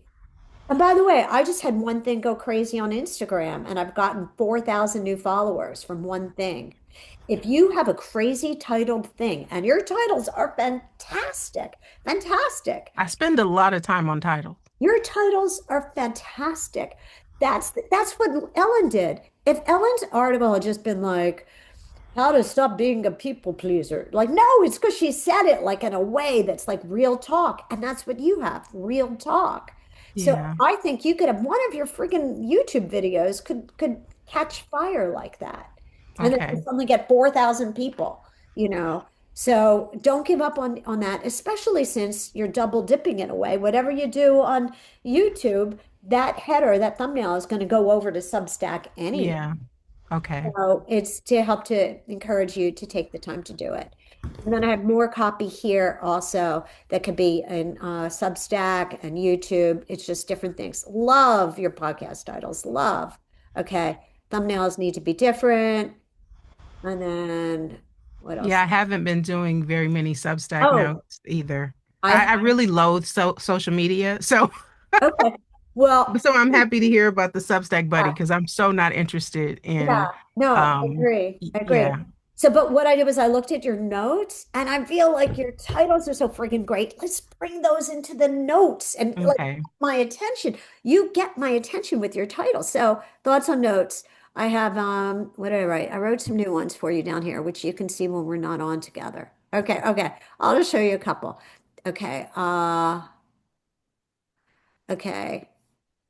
Just like little things, stop faking orgasms, people like I remember Ellen's sex ones and they got people, yeah, you're right, And then I have some other things here that were a little bit more um like I need women over 40 to stop whispering down there when talking about their vaginas. If you can't say the word, how are you supposed to ask for what you want? Practice vagina. Your pleasure is waiting. Like things that are like who you really are.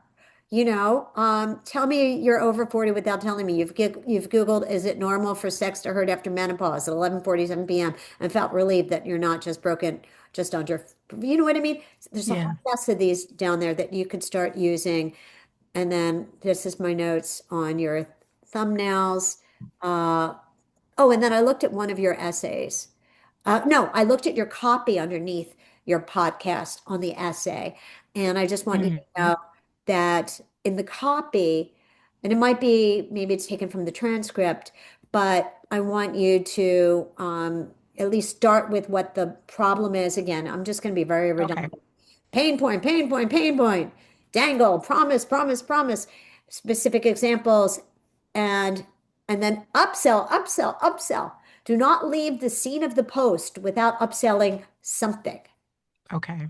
Okay, any questions?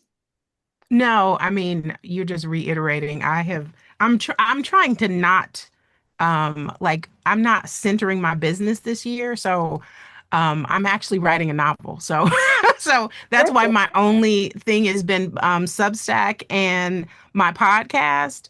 But this makes sense because I don't want that to die while I'm doing this other thing. But Oh, I also, don't want to be spreading myself too thin. So these things are doable without me, you know, let me dragging my tell you attention something. away. You could go on Fiverr or Upwork and tell the person, just take all of my brilliant, you don't have to say brilliant, I'll say it for you, my brilliant titles on my podcast and turn them into thumbnails with a cute little photo of my face. Here are 50 of them, or 20 or 30. I don't even know how many you have. And just say, here's $100. And I bet you they would do it. Yeah. You Yeah, totally. okay? Yeah, because I have an assistant, but she is not aesthetic at all. So I have to make sure she stays in her administrative lane. Um, Yeah. because that is not her jam.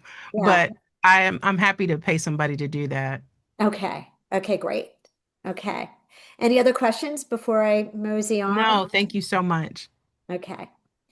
All right. Who should, who wants to go next? Quick, so I don't have to act like I'm playing. Just somebody raise their hands and then I'll just follow the hand movement.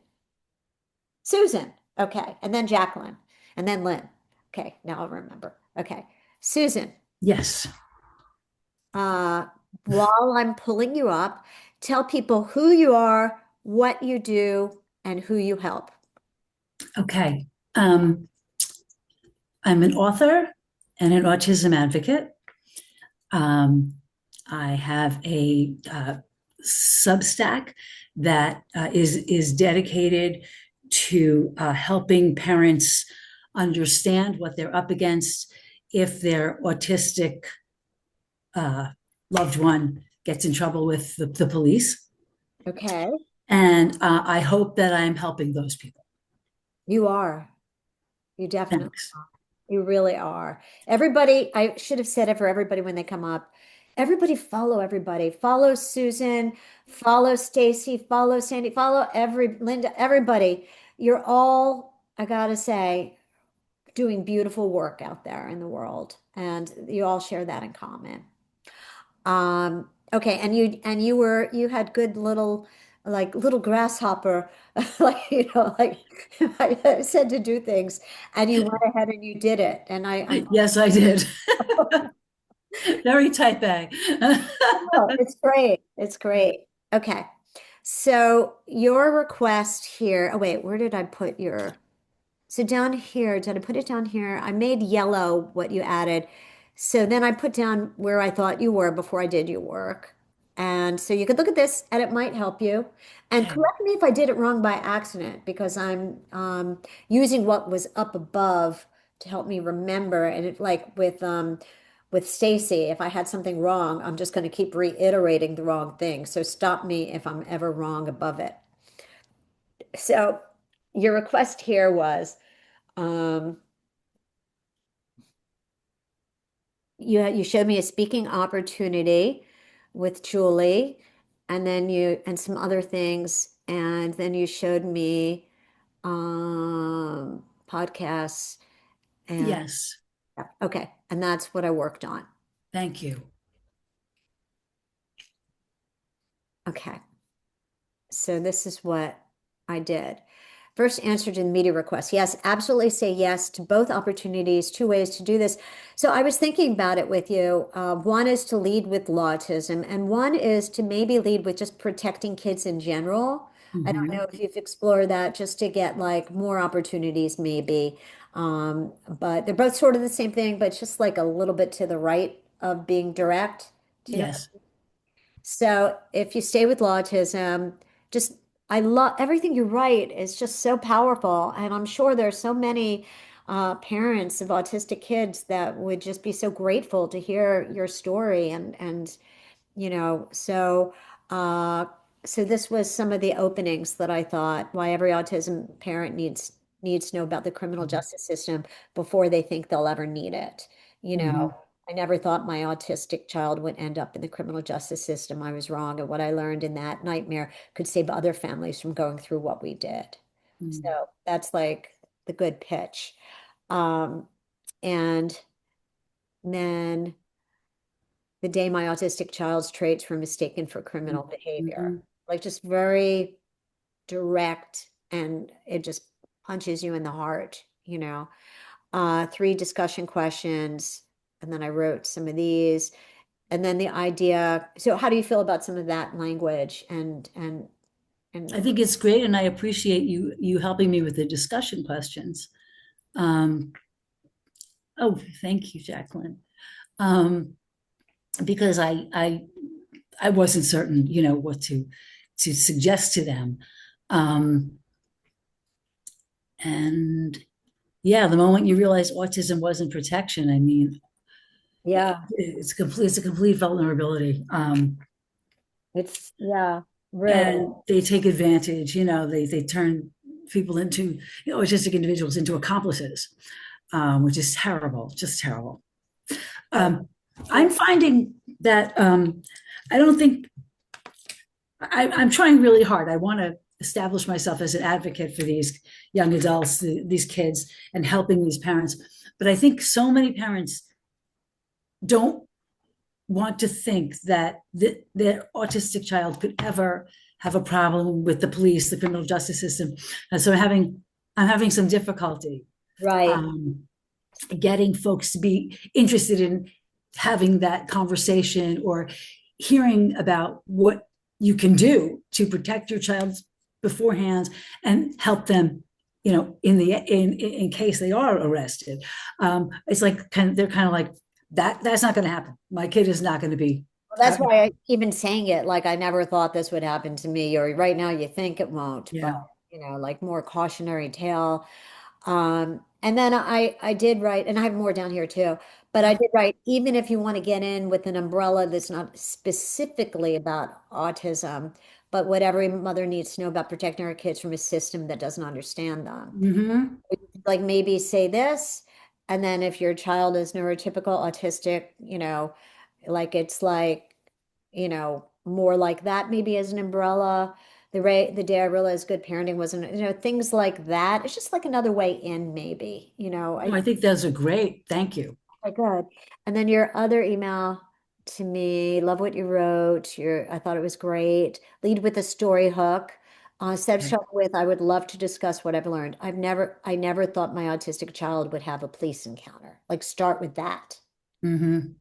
I was Okay. wrong. And what happened Mhm. next taught me that every autism parent is living with a false sense of, see, instead of I beginning with, I would love to discuss what I've learned. Okay. Get them at hello. Mhm. Um, and then I wrote, your bullet points are comprehensive but dense, the big three things. And then this is what I wrote, a bridge question. What would you tell a parent who says this could never happen to my child? Which is exactly what you just said right now, right? That's Yes, it's exactly what I just said. You're right. right. So I get you. I see you. I hear I you. know you do. Thank you. So Thank that you. would be a This great, is great. okay. Hmm. In your bio with numbers, a signature phrase. I don't know. I wrote assume nothing, prepare everything is catchier than assume nothing and prepare your child now. Like just Okay. I like that too. and then I just complimented you. Oh, thanks. Thank you. I can't wait to read all this. Thank you, Karen. Sure, sure. Okay. And then I said next was Jacqueline. And then I forgot. Not everybody's here. Okay. By the way, did you guys Thanks. like that I had, or maybe you're not facing me? Oh, no. Did you like that I had a guest speaker this morning? Was that okay? I thought it was Yeah, great. it was interesting. Thank you. I I like thought she was. surprises. I Okay. thought she was great. Yeah. Okay, good. All right. Let me get Jacqueline up here. I'm here. No, no, I'm Oh, trying my to find document. your Oh, document. yeah, I've got it open on my thing. So, Okay. All right, let me pull it up. So before I scroll down, tell people who you are, what you do, and who you help. my name is Jacqueline McAdam, and I study resiliency, and I've been doing so for almost 35 years, and that spans both people in the developed world or Canada, and also people in extreme adversities, as I lived in war zones for a number of years. So, and I just wrote a book called More Than Luck. And the reason I called it that is oftentimes when I'd be interviewing people about some of the things that help them cope, they'd often say, I was lucky. Mm. And I wanted to know what that meant. And I thought, if we just say luck, then we don't actually go deeper and figure out what luck looks like for many more people. Right. Oh, I Mhm. love it. I love it. So I wrote up You wrote lots of things. I read them. I really appreciate them. I don't know if I need to go into all of them, No, that but was from I, last time. That was from last time. pardon me? That was from the first session that I did that. But No, no, no, you wrote more from things I wrote you about. Yeah, I oh, just read you that too. saw it. Oh, you saw it before the mastermind. You took a peek before we started. Okay. I did. Yeah, it Yeah. was great. Oh, thank you. Well, I'll share it with everybody. But Yeah, do. yeah, she peeked before we I began. did. That's okay. I'm glad it was good. I'm glad. So this was, I highlighted what you sent me. And oh, this was your big picture that I did for you.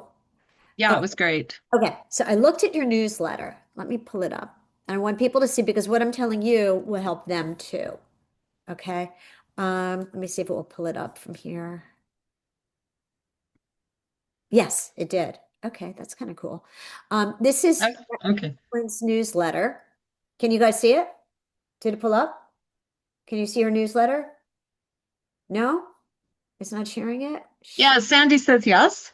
Oh, it was sharing it. Okay, let me share it again. I can see it. I could see it. Okay, Yeah. cool. All right. So I read through it and I want everybody to just kind of look real quickly now. It's beautiful. I love the photographs. Oh my God, the photographs were fantastic. Everything about it is gorgeous. Okay. So how could I find flaw in that? How could I? It was gorgeous. Okay. But I did. Not flaw, but whatever. Ways for improvement, tough love ways. Okay. The newsletter, freaking gorgeous storytelling.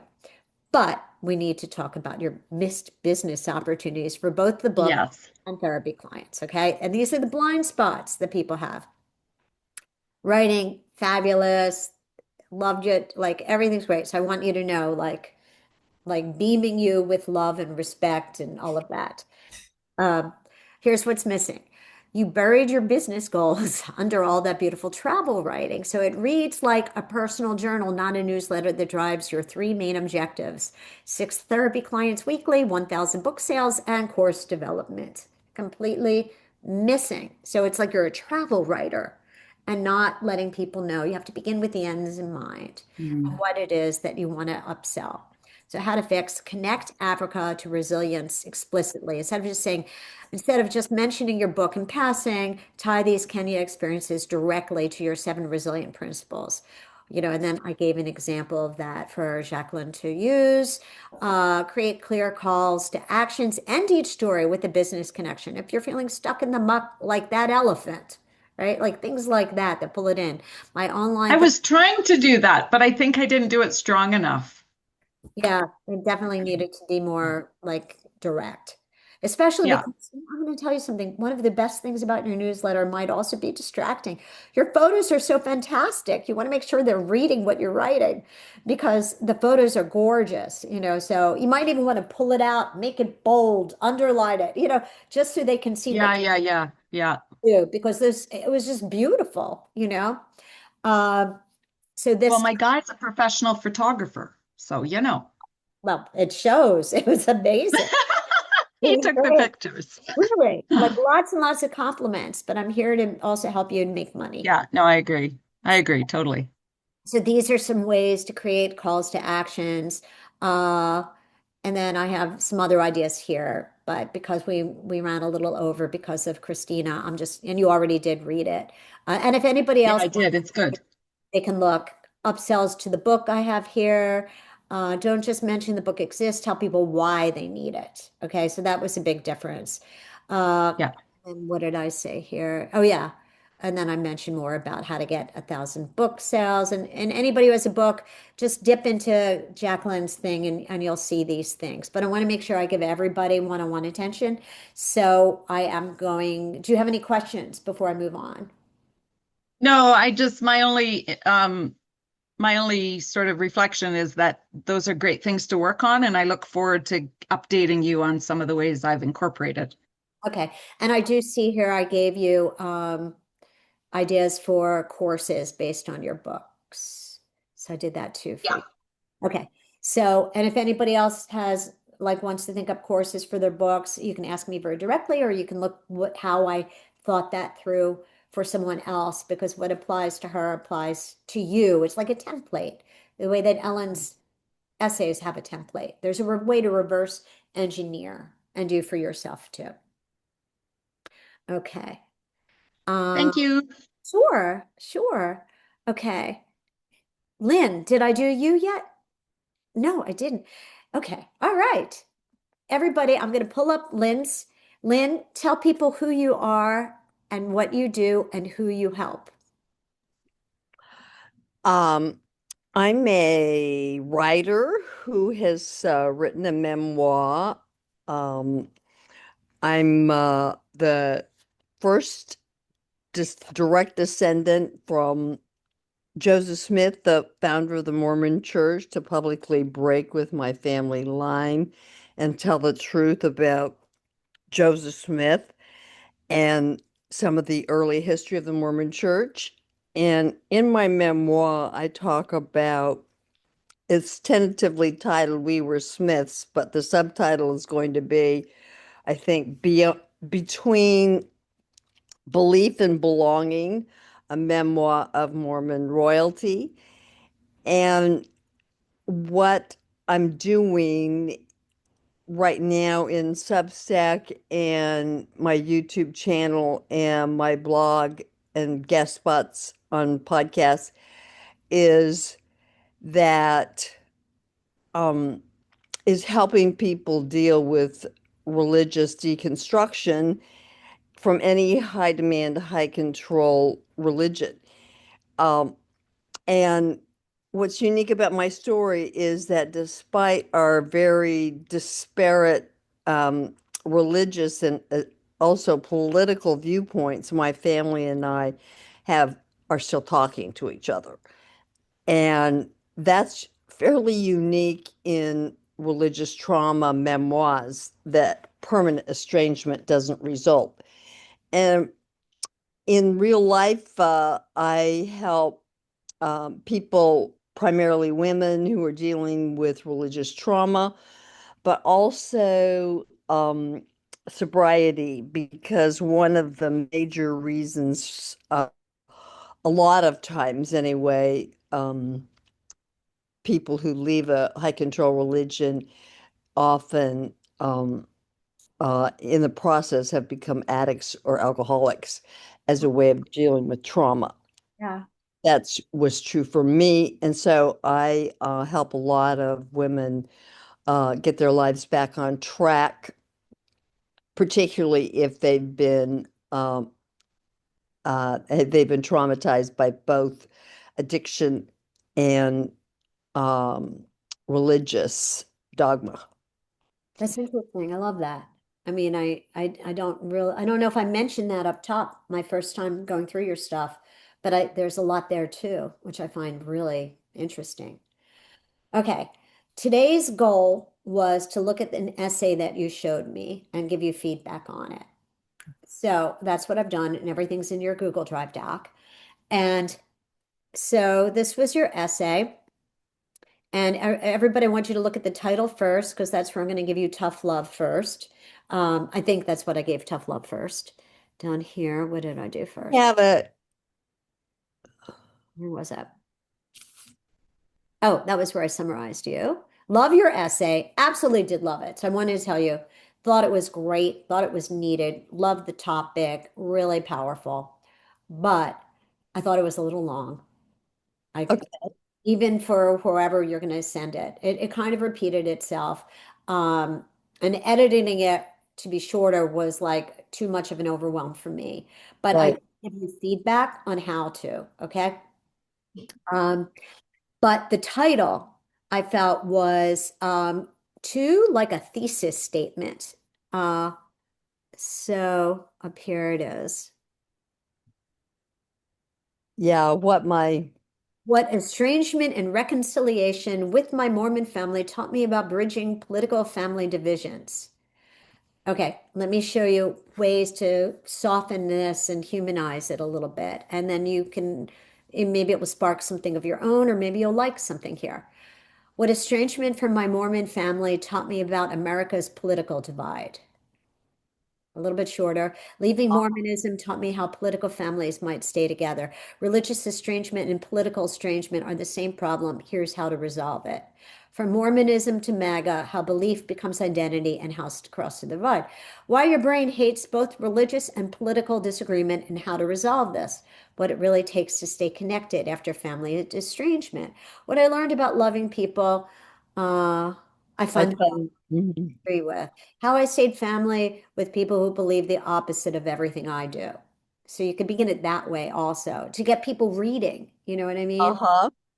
Why I decided my family mattered more than winning the argument, and you could do women winning. You could do something with that more, winning about religion or politics or why family. You could even change it up a little bit. Like go in here and kind of think of it as clay and then re-own it. I love number 10, how to sit at the family table when you want to flip it over. That's great.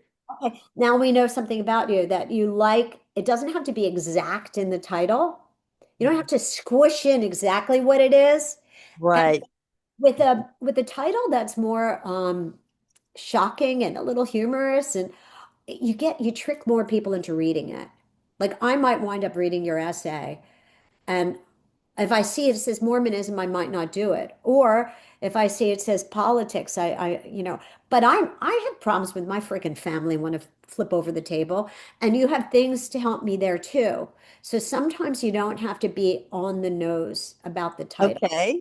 If the title is attention getting, that's the if. Right. Okay.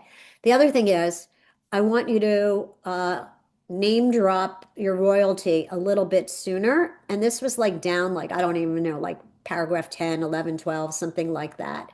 So this part here should go up top sooner. Okay. Okay. And then also, I did think this was what your essay was about. And Right. I thought it should go up top sooner. I thought it Okay. would top sooner because then if I'm like, okay, well, this is Mormonism and I've made up my mind, well, I'm not Mormon, I'm Jewish, whatever it is, Uh-huh. But if you get me in a little bit, then, and you can even say, or all kinds of estrangement, although this was political, there's just let me know right away that there's something in it for me as well. And this type of very direct, high concept thing should just be mentioned sooner. Also, Earlier. also Mhm. mention your memoir sooner, okay? And I want you to mention that you already wrote it sooner. So adding things to mention it like, but writing my memoir or my memoir reveals, like put it up there even if you're not upselling it yet, because you mentioned it down at the bottom anyway, and it's just sort of like plant the seeds that you wrote this memoir sooner versus later. So they even know you as a memoirist is good. Mhm. And I gave you a couple different ways to do that. Right. So, thoughts on this? No, this is really helpful. I mean, it's geared for Slate, Salon, HuffPost, etc. But I will probably do Substack, some shorter version to Substack, and your key points make a lot of sense to me. Thank you.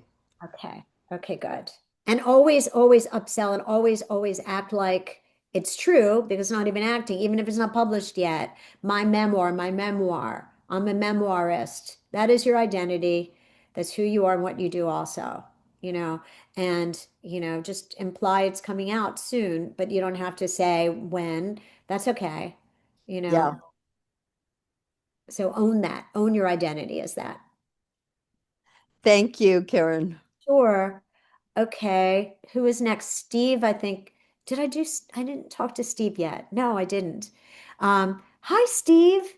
So you're next. And Laura, is Laura still here? Did I lose Laura yet? Is Laura back? No, I'm here. I just was being quiet because I know you spent a lot of time with me last time, and so but I saw your notes too. I peeked a little bit ago, so you gave me some excellent notes. So if you Okay. don't get to me, that's fine. Okay. Okay. No, but I want to. I want to.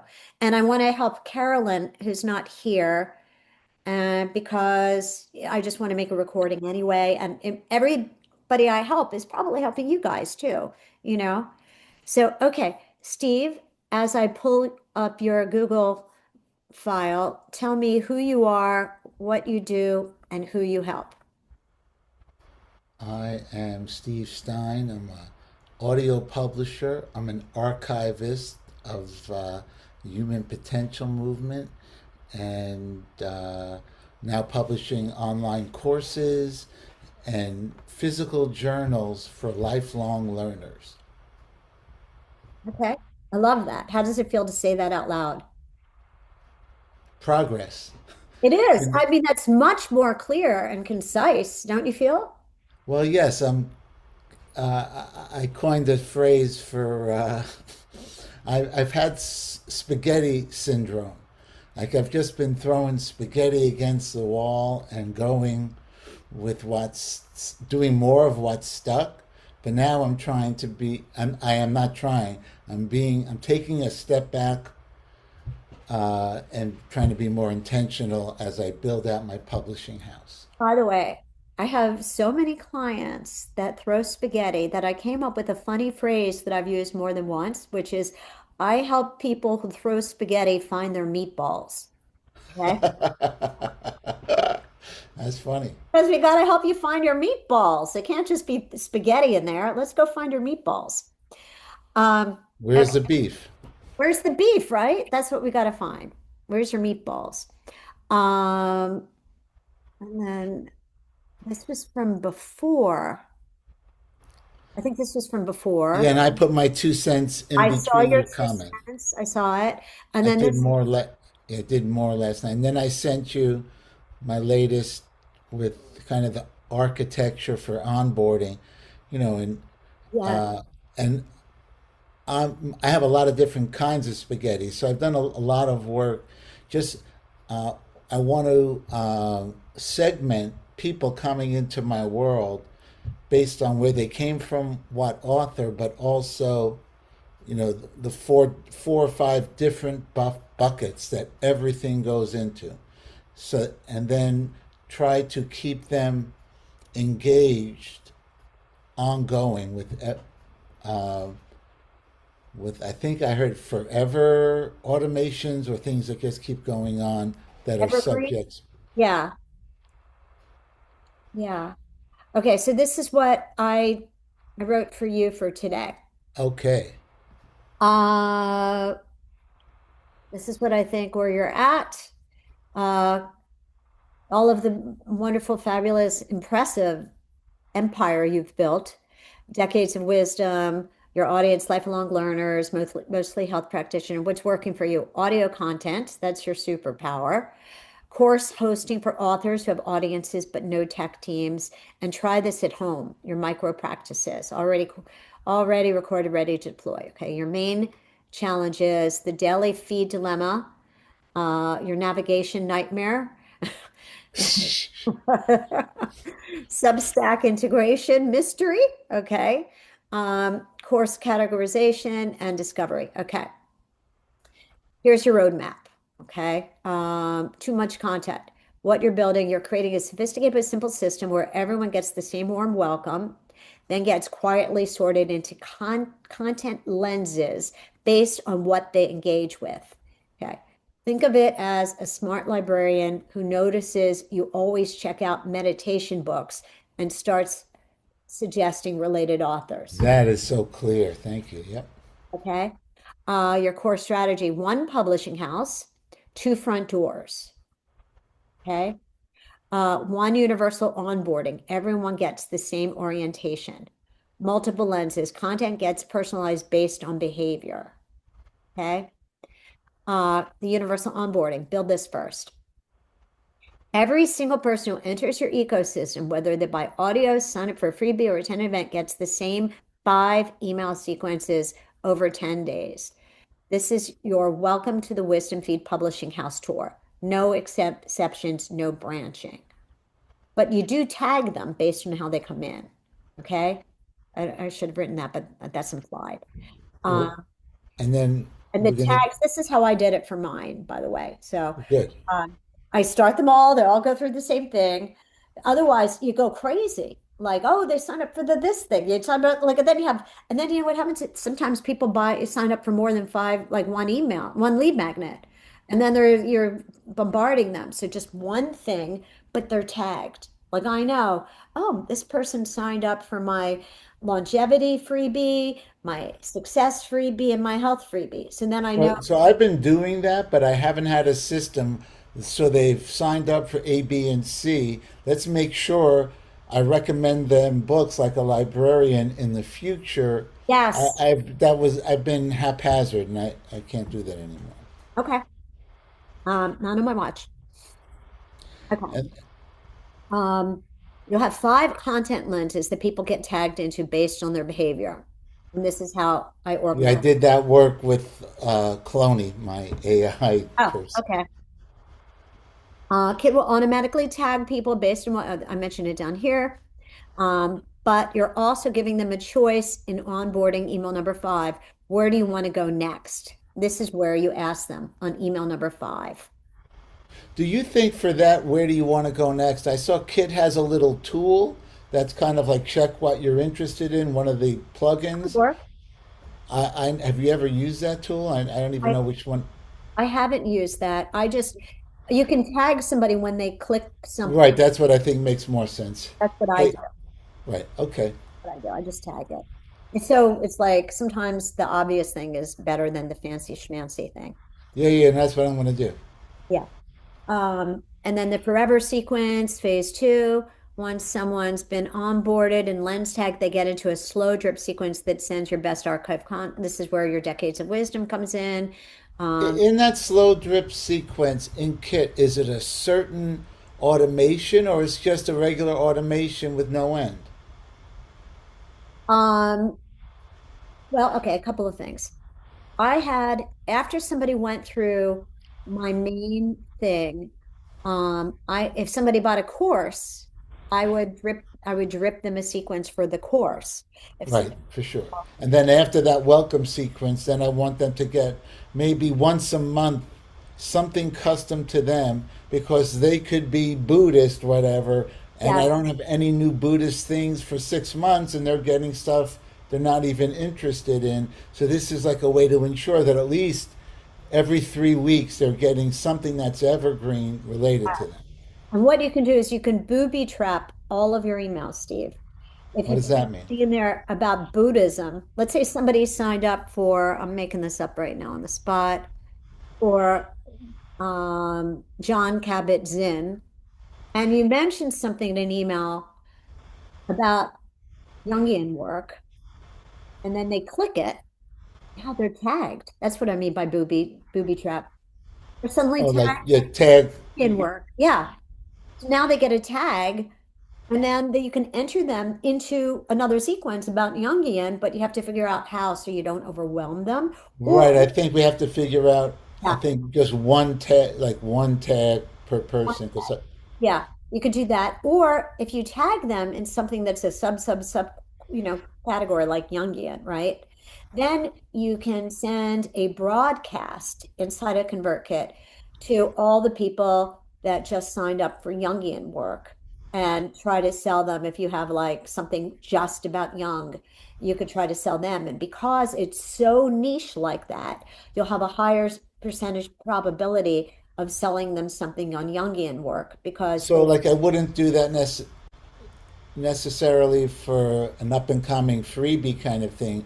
But if there's a product that ties in, yes. do an additional one like on an off day just to those people kind And of you thing. can send it out as a broadcast. Right.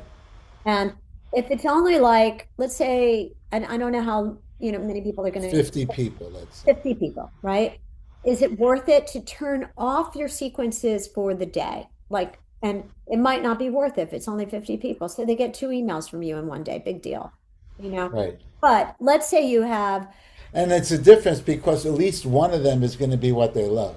right. And you know what I did? Because I'm not as much on ConvertKit anymore, is I also held off. You can change it inside a ConvertKit where you have one day that nothing gets sent, right? Right, right. So on that one day that nothing gets sent, then you send out your broadcast to these Right, people or my affiliate or your emails. affiliate. Exactly. Right. That's what we're starting to do now. Okay. All right. Any questions? Not yet, no. Okay. All right. I'm around. Oh, so The question is, so Substack, I think an easy way to do the Substack stuff is just any new long form thing that I write, I do it strategically. Maybe that's maybe as we spoke about, maybe that's in Substack. Maybe I have an excerpt of it on my blogs. I read the whole thing on my Substack, and just at least it's for that. And the other thing that I learned with what was the woman who was on from Christina, Substack? Christina God. Yeah. What was now I see because I just signed up for a few different things that I could have my Wisdom Fee Plus membership as my high ticket on Substack. Of course. Of course. I And I'm never realized, and yeah, then all of it, and then I could whoever signs up from one, I make sure they're members on the other, and vice versa. It's not, yeah, and if they're paying money, it's yeah. worth doing it. I'm going to show you one thing really quickly, and then I'm going to move on to Laura. But this Yeah, was that was like a cheat code, to quote my boys. A cheat code that I didn't understand why it's okay. so powerful. And when she said that she's on Circle, Kid, and three. Yeah. Yeah, I thought you would relate to her because of that. Um, but the other thing I want to show you guys, which not only will help Steve, but all of you, quite frankly, is I'm going to remember. I just remembered something I wasn't going to say. So I'm going to say that one first. Okay. So I'm bookmarking what I wanted. I'm going to go to courses here. But before I go, Okay, I'll tell you guys something that just hit me now. I've been doing something kind of interesting, which is in the very beginning, I didn't have as much traction on Substack yet because I was bringing over my ConvertKit readers to Substack and they weren't trained in liking Substack posts or commenting on Substack posts. So even though they were reading it, they were writing me back in the email, like as if it was coming from ConvertKit. Oh, thanks. I really like, and I'd be like, could you say that underneath the essay on Substack? aha, Got it. So, but what I did was recently, this is an old essay of mine from March. Do you see how long ago it was? And it didn't have much love on it because of that.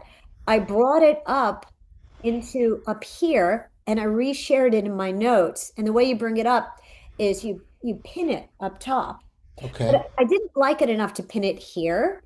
So I just moved it to over here. And it now has gotten like 20 new likes and like three new comments. So what I want to say to you guys who have Substack is shift around what's showing up here because people and also add it to your notes because it's a way to get energy on old posts that might not have done well. So Do that's you what post to your regular blog anymore? no. But that's for a different reason. And I'll tell you why. My regular website, not7.com, has high traffic, high domain authority website, and people pay me money to put articles on there because a backlink from a high domain authority, high traffic website helps to give SEO juice to your website. So, Steve, normally I charge for it, but maybe if you ask me nicely and you get me in a good mood, I'll do Okay. it free for you. But people pay me like $100 for something like that or $50. So I'm putting up articles all the time on notsalmon.com. So it's not sitting there dormant. So it's a And very, that's the way you're kind of leveraging all the work you did over the years. I have But it up. now, Yeah. Now I haven't written a new article on notsalmon.com probably for 2 years because do you ever like take one and put it there, or this article was an old article from notsalmon.com from like 10 years ago. but it was I right, redid it and gave it a new title. And I reposted on Substack. So I'm right? now going in if I'm feeling busy or lazy and just taking some of my favorite old blog posts from like 5 years ago, 10 years ago, and spiffing them up for Substack. Well, that really makes sense. So all my author stuff can go right to my Yeah. wisdomfeed.com, but my stuff will go on Substack Yeah. and maybe highlighted things on Substack. Yes. And then I want to show you back here. I sell these on nonsalmon.com still, but I don't really care about them as much anymore because to me they're like old, as I've told you, Steve. Um, So I Drama Llama, we got to do that one. I'm a Okay. llama. Yep. But I put them up here and I say, um, sold for $99 on non-7.com, but free for paid subscribers, like shoplifting, but legal. Now, Steve, you could do that with your courses. Maybe put one up there or two up there that you don't really care that much about, but you're still proud of. Like, I'm still proud of these. And what I do here, and you'll see because I'm showing you from my Substack, there's a paywall here. Where's my paywall? Here. That little line is paywall. Upgrade to enjoy the rest of the anxiety cure. All I do is show one video for non-paid people. Hope they watch this and they're like, "Oh, I want to join and get it for free. I'll get it for free." And then what I do here is I go, um, normally $99 on my non-semi dog, but free with the Substack subscription. Now, So any Substack subscription, a paid subscription, yeah, you know what? That's true. I should have said paid. Thank you. I noticed it at the same which time. I didn't even, I You're right. guess, I should have said that. My bad. You're right.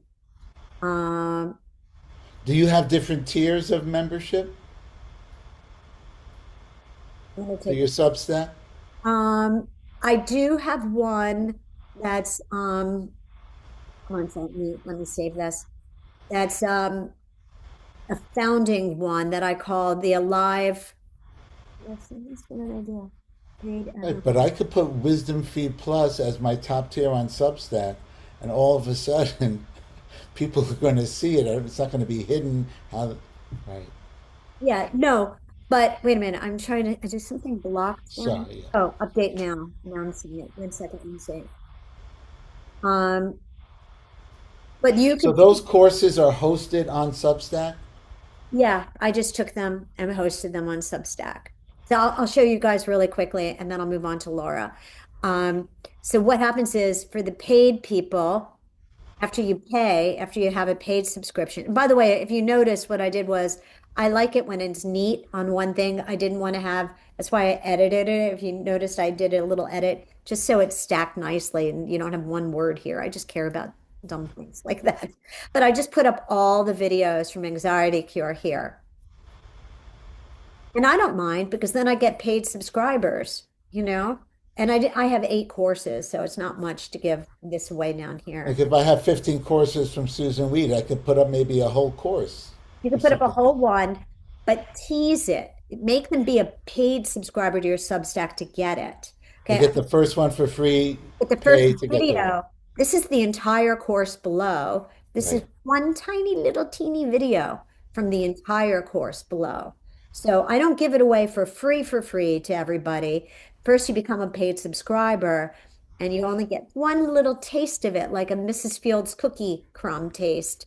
And then you have to become a paid subscriber here. Right. And people still buy your courses if they Yeah, find it on Not Salmon. yeah, yeah. And Uh-huh. do you still have automations going to your Not Salmon courses? Yeah, from I right now I moved over my 100,000 people. I put like 20,000 of them on Stand Up Philosopher and like 70,000 of them or 25,000 on Stand Up and then 75,000 on or something. I don't forget the exact numbers on Some Things Worth Sharing. I have this different Substack that I So have. different pay if you A little pay for. different thing. Yeah. Because I want to share other people, but I want to eventually charge for it. So that's what I plan to do with Some Things Worth Sharing. And stand up philosopher is me only. So Love it, love it. And you have paid tiers for each. I haven't set up the paid tier and Some Things Worth Sharing yet, but that's just because I've been too busy. I should have set it up by now. And also, is that bringing people into your world? Yeah, I mean, I could make it paid and I should make it paid. I'll tell you the real reason, but that I've been too busy. You have to set up something different in Stripe to make it work. I have Aha. to, you can't use the same Stripe for 2 different Substack accounts. So I have to create a subdomain of Stripe to create it for the second Substack. It might sound really complicated because it is a It little. is. I know. Yeah, so I'm like, okay, need extra brain power. I'll do that All later. right, that's And I not have on the to, top of your list. I understand. okay. All right. Perfect. Laura, hi. Hello. Hi. Good to see you. Good to see you too. Tell I everybody. already peeked at your notes, so yeah, tell everybody what I do. So I'm going to try out Oh, good. your targeted what did you say? I am a oh, so I'm a mindset-based health coach, Okay. and I help busy women, most primarily over 40, stop fighting their bodies, to make healthy living feel natural instead of hard. So I have a kind of a mindset and body awareness first, and then we focus on some what I call high impact habits. So they don't have, so, I'm not going to tell them exactly what to do, but clearly there's a small set of things that typically help people make feel better. So we try to keep them focused and also really, but it's really more about them figuring out what's going on, for recognizing their patterns of thinking, their emotional issues, and just kind of other things going on in their life that are blocking them from feeling their best. Okay. I love it. Or yeah. Hmm. How do you feel saying that? Do you feel confident in saying that? Yes, Okay, good. I just have to practice more. Okay, good. Then I'm going to always make you say it every time I see you. Yeah. Um, all right. So down here is where I helped you specifically. That was my summary of where you are, what's working, blah, blah, blah, my notes for today. Oh, and I gave you like a template. Use a searchable category plus a sharp modifier. So Hmm. mindset based health coach for busy women, health and mindset coach for busy women over 40, things like that. So you feel comfortable. And by the way, you can maybe play around with switching it up or stick with one. In some Yep. ways, I kind of play around with mine. And then I wrote this for you. And then down here, oh yeah, and then I wrote a couple of other versions of it here. Yep. Um, I help busy women over 40 feel better, more energy, fewer cravings, clearer thinking without rigid plans or turning their lives upside down. I always try to make it sound a little bit like we're talking, like I'm talking to you, versus too much marketing, So um I Yeah, I love that. I try to do that too when I'm writing to my email list. I try to make it sound more conversational and relatable. yeah, yeah, yeah. Um, okay. And then I wrote that I don't overwhelm you with meal plans. I fix the thoughts that make you ignore them. And I thought that was like a good little differentiator. And you can Yeah. put in a post, like it doesn't even have to be anywhere like that's forever there. And then I wrote how to explain the mindset first method that you can see, and then the body feed loop.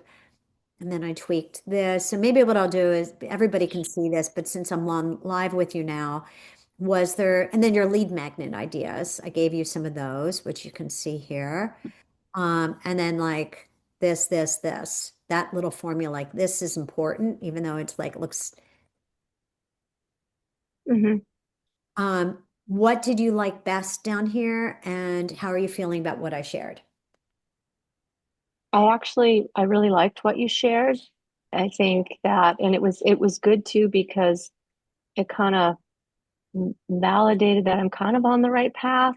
Yeah. And I think you gave me suggestions that aligned really well with what I was already thinking. And that was exactly what I was asking your input on, was like how to kind of reduce these thoughts into something that sounded more marketable for either, you know, for content, social media, or even if I'm I'm trying to reach out to more people, and my goal is to try to do some more collaborations. So just getting clear on some of these things, especially on my unique approach and my framework. So I really liked how you boiled down my thoughts into something more shareable. Okay, Yeah. great. Yep. Okay, cool. Let me see who's still around because I still want to share Carolyn's and Rhonda's. Stacy, I help, Lynn, I help, everybody. Everybody that's here, I already helped. But would you guys like to see what I'm recommending for Carolyn and Rhonda? I think it will help you guys too. You want to hang out with me? I see Sandy. Laura, you want to hang out? Yes, please. Okay. All right. I'm going to go in and we will get Carolyn's. And then I'll tell you, I think she missed the first one, but she was here for this one and then left early. Okay, so let me take you through hers first. And so she liked, this is who she is. Did I say that here first? Where did I put it? But that's what she wanted help with. And this was her big picture, the middle of legitimate pivot, hands-on bodywork, scalable current state, built but not launched, what you don't have yet, consistent publishing, what's working, positioning is excellent, Substack tagline is genuinely strong, your credibility is real, quiz is a smart lead magnet, main challenges, overbuilding, underpublishing, funnel incomplete, blah, blah, blah, blah. Okay, first thing I told her is, and this is where it could help you guys too, her sign up area on her Substack is very hard to read. And I don't think it's just because I have old lady eyes, which I have old lady eyes. I think it's like really not easy for even young people eyes. So she should make this a little bit lighter here, or I think she chose a gray color instead of black. So change that. Yes to the book. Yes. Oh, she offered to send me a book. Yes, please send me the book. Love the quiz, Substack, book loop, smart. Oh, she was talking about monetization without the money grab. And I know a lot of people feel this. So I need you to kind of reframe it in your head that you're offering them a place to go next where you can help them even more. Okay. And then she wanted to start with big memberships, ongoing group coaching. And I feel like I don't want her to trip over the overwhelm. So, Carolyn, I'd rather you start with short standalone experiences. And this might apply to both you and Sandy and Laura, who are still here in the room with us.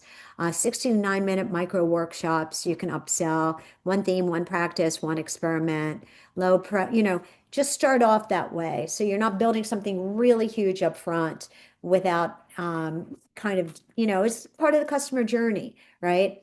So, and then I gave her some ideas for that. Price them simply with language like, if you want to go deeper this week, here's a gentle place to land. Something that sounds, and that's her writer's voice, by the way. So, whatever's your writer's voice. Get more. So, what I really want her to do, from what I heard, what she said up top, she wants more eyes on the book. She wants more people on Substack. So, I don't want her to do another workbook. Right now, her main book is more important than a workbook. So adding more sometimes is less. So just focus on what you want to do first and get that. It's almost like if you're juggling apples and then you want to juggle an orange, don't start throwing in a knife. You're going to hurt yourself, right?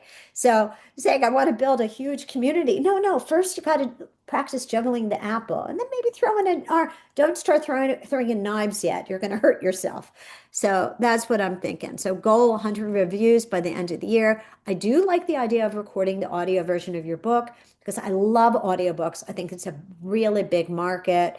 But again, I just want you first juggle the apple, juggle the orange. Don't throw any knives in. And I'm afraid if you make something really large right now, I want you to start to get and also get the rewards of doing things really well with those the goals right in front of you. But you can start to record the audiobook and then know that you're going to publish it on Audible and Spotify and maybe serialize it.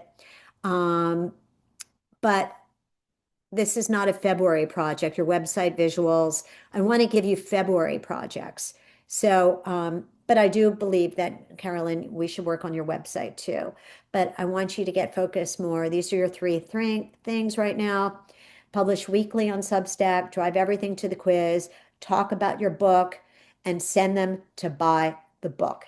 That's what I want you to focus on now, but know you're going to do the other. But right now, I feel like you're so overwhelmed that you're not even doing the things that you really, really, really want to do. So, and then in general, your Substack about page. Oh, I looked at your about page. I forgot I did that. Yes, I did that for you, Carolyn. Lead with pain and relief. That's what I say with everybody. I'm very redundant like that, but I believe it. It's true. So I revised your copy on your about page and I'm really excited about it. I think you're going to love it. Okay. So I'm helping you right now. I wrote it with the pain point here. If you're here, there's a good chance you're tired. Not just I need an early night tired, more like tired of holding things. Describe the pain point. So people go, oh, that's me. You get me. And right now you did not start your about page that way. And then dangle what it is that you're doing. And this is the great rest experiment. And then you describe it, describe what you're offering, mention your book each month, you try, and you write like how you talk. And this is your new about page copy. So you'll see it. It's all here. I don't have to read the whole thing. So, and then you end with my book, with a link, my quiz, and a link. And that's it. So that's what I have to say to Carolyn. And next I'm going to do, let me see. Hi, Sandy. Next I'm going to do Rhonda. Oh, I helped Rhonda a lot. Let me bring up Rhonda. And I think some of the things I said to Rhonda, Sandy, will help you too. So Rhonda wasn't here today. Let me find Rhonda back here. Rhonda, where are you, Rhonda? Okay, here's Rhonda. Zoom, share, Rhonda. Okay. So Rhonda, I know you're not here today, but you were here in spirit and I did some work for you. Um, this is what you asked me to look at and to do. I wrote out your big picture where you're at right now, what's working and your main challenges. And here's today's answers. Um, Two audience challenge. And you know what? Since not everybody's in the room, I can just tell you that you can read this to yourself.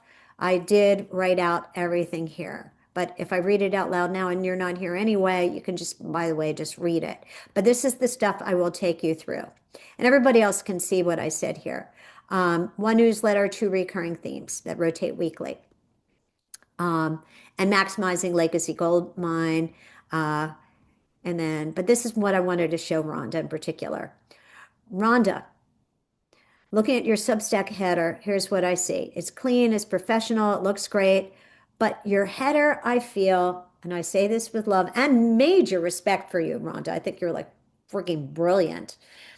I thought, quite frankly, that your bio read like a LinkedIn bio and not a Substack bio. People on Substack are here for different reasons than people on LinkedIn. And I feel like this is a blind spot. And again, this is like something that's weird. When I notice something like this, I get excited because I think it will make a difference. And right now, I feel like if you warmed it up a little bit, and you're a warm person, then you could get even more people in. And the people that aren't lucky enough to know you yet will become lucky enough to know you because I want you to feel like warm and and all of that. So I kind of helped you to rethink it. You can take some of this and put it underneath here, but start with the warm, pulling them in. I help you turn your biggest fears into your greatest strengths. 25 years of proof it works. Fear expert, 4 times author, Emmy winner. See the difference? It pulls them in. You become what I call fallen lovable. You have to start with that and trustable. You know, start with the what you get promise. People don't subscribe to credentials, they subscribe to outcomes. This is not LinkedIn, this is Substack in particular. The other thing was inside here, you had your underneath download HTTPS this. I don't like that link showing, okay? I really want you to have something that looks more human than that and doesn't make it look as weirdly scary. Like, it just is another thing that pulls people in. So what I was playing around with that, and I know you have limited words on Substack, but you could try it. You could try free, find your wheel of fear, free download, free, this. So it doesn't just even say download and you don't even know what you're clicking here. That was the thing. And I know you had it here too, but I also thought you could change your copy here as well. But the download with this, it's not going to have that. And also your high-end business is not going to have that. So I wanted to see if you could change it because when I clicked that, guess what I saw? You were, where was it? It's on your website. So, oh, here it is. This is what it really is. It's this. So I don't know why this isn't showing, but definitely try to get your website link to show instead of that other thing. I think you'll get a stronger click-through rate. And then your Substack about page, okay? I felt like, and if you've listened to the people before you, that you started too much with the extrinsic and wait, I said it wrong. With the intrinsic and not the extrinsic, talking about yourself, and people want to hear that you understand their pain points. But with yours, I actually thought it was something as simple as just even adding one thing above this, because everything else was written really beautifully. But again, it was a little LinkedIn like and not about, and everything is beautifully written. You're a beautiful writer, but I just thought you needed to say, you're making decisions from fear and you know it. Like start with talking to them, not about your credentials right away. Maybe you're staying in the job that's slowly killing your soul, or avoiding the conversation that could change everything, or saying yes when you mean no because you're terrified of disappointing people. Well, no more. It's time to live the life your soul intended. Okay? So begin with something that talks to them versus about your mission, which is about you. So that was something that I wrote there. And then I looked at an essay that you wrote, and I thought that it was long. This one, The Wheel of Fear and Wheel of Freedom. I thought it was super duper long. And, especially if you are still trying to attract new readers, I think they should be shorter. So what I thought was working beautifully, your opening scene, the science backing, all of that. I thought don't put all four components in one post. I thought these could be like five different posts, that you could break them into like your five wheels, like your five things, maybe write five different essays about it, you know. And also, after more interaction, after each component, ask people, does this sound like you? Hit reply and tell me, or comment below. Like get people responding below. This would actually not be reply. Hit comment or something like this. The quiz strategy, get people responding. So, oh, the quiz strategy, instead of just linking to it, tease specific results. Okay. Are you the perfectionist, the people pleaser, the overachiever? Take the quiz to find out which of the blah, blah, blah, blah, blah, blah are running your life. Tease it, lure them in, seduce them. So, social media gold, the Julia story is perfect. Love it. Film yourself drawing the wheel, telling her story. Love it, love it, love it. So, a lot of good stuff. Just trying to get it like more, I don't know. The main thing is, I think some of your Substack essays are a little bit long. They're genius, but you know what? You can break them up and be genius five different times instead of one very big time. And then there's more in there when you read it. So, but that's what I'll say out loud. And then next up, uh, was that everybody? Carolyn, I think I did everybody. Did I do everybody? I think I did everybody. Let me just look really quickly and then I'll say goodbye. And Sandy's here and I'll give her extra love. I think I did everybody. Okay, I did. All right. So my friend, oh, and Stacy's there and Lynn's there. Okay, and Linda's there. I didn't lose you guys. Okay, how are you feeling right now, everybody? Now that it's just like a smaller group, how are you feeling? You feeling excited? February's coming up.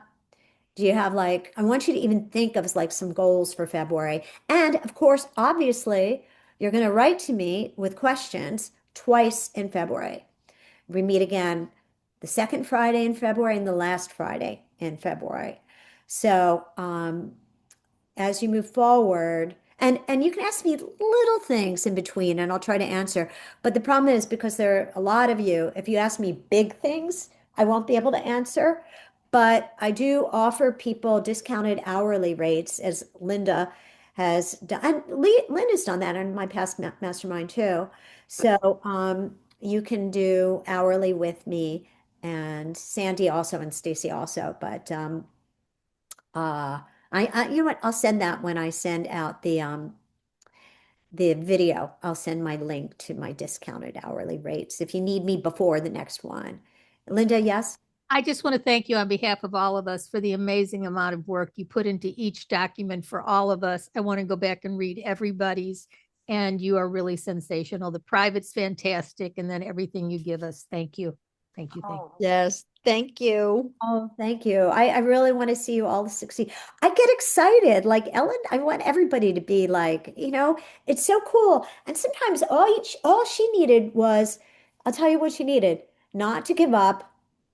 And Ellen is so down to earth and real. Maybe I'll invite her on even. I still remember like, Karen, is this working? It's not working. Karen, is it work? And then she had one friggin' killer viral essay. And that's all you really need. Don't give up and your time will come. That's the formula. So I'm rooting for all of you.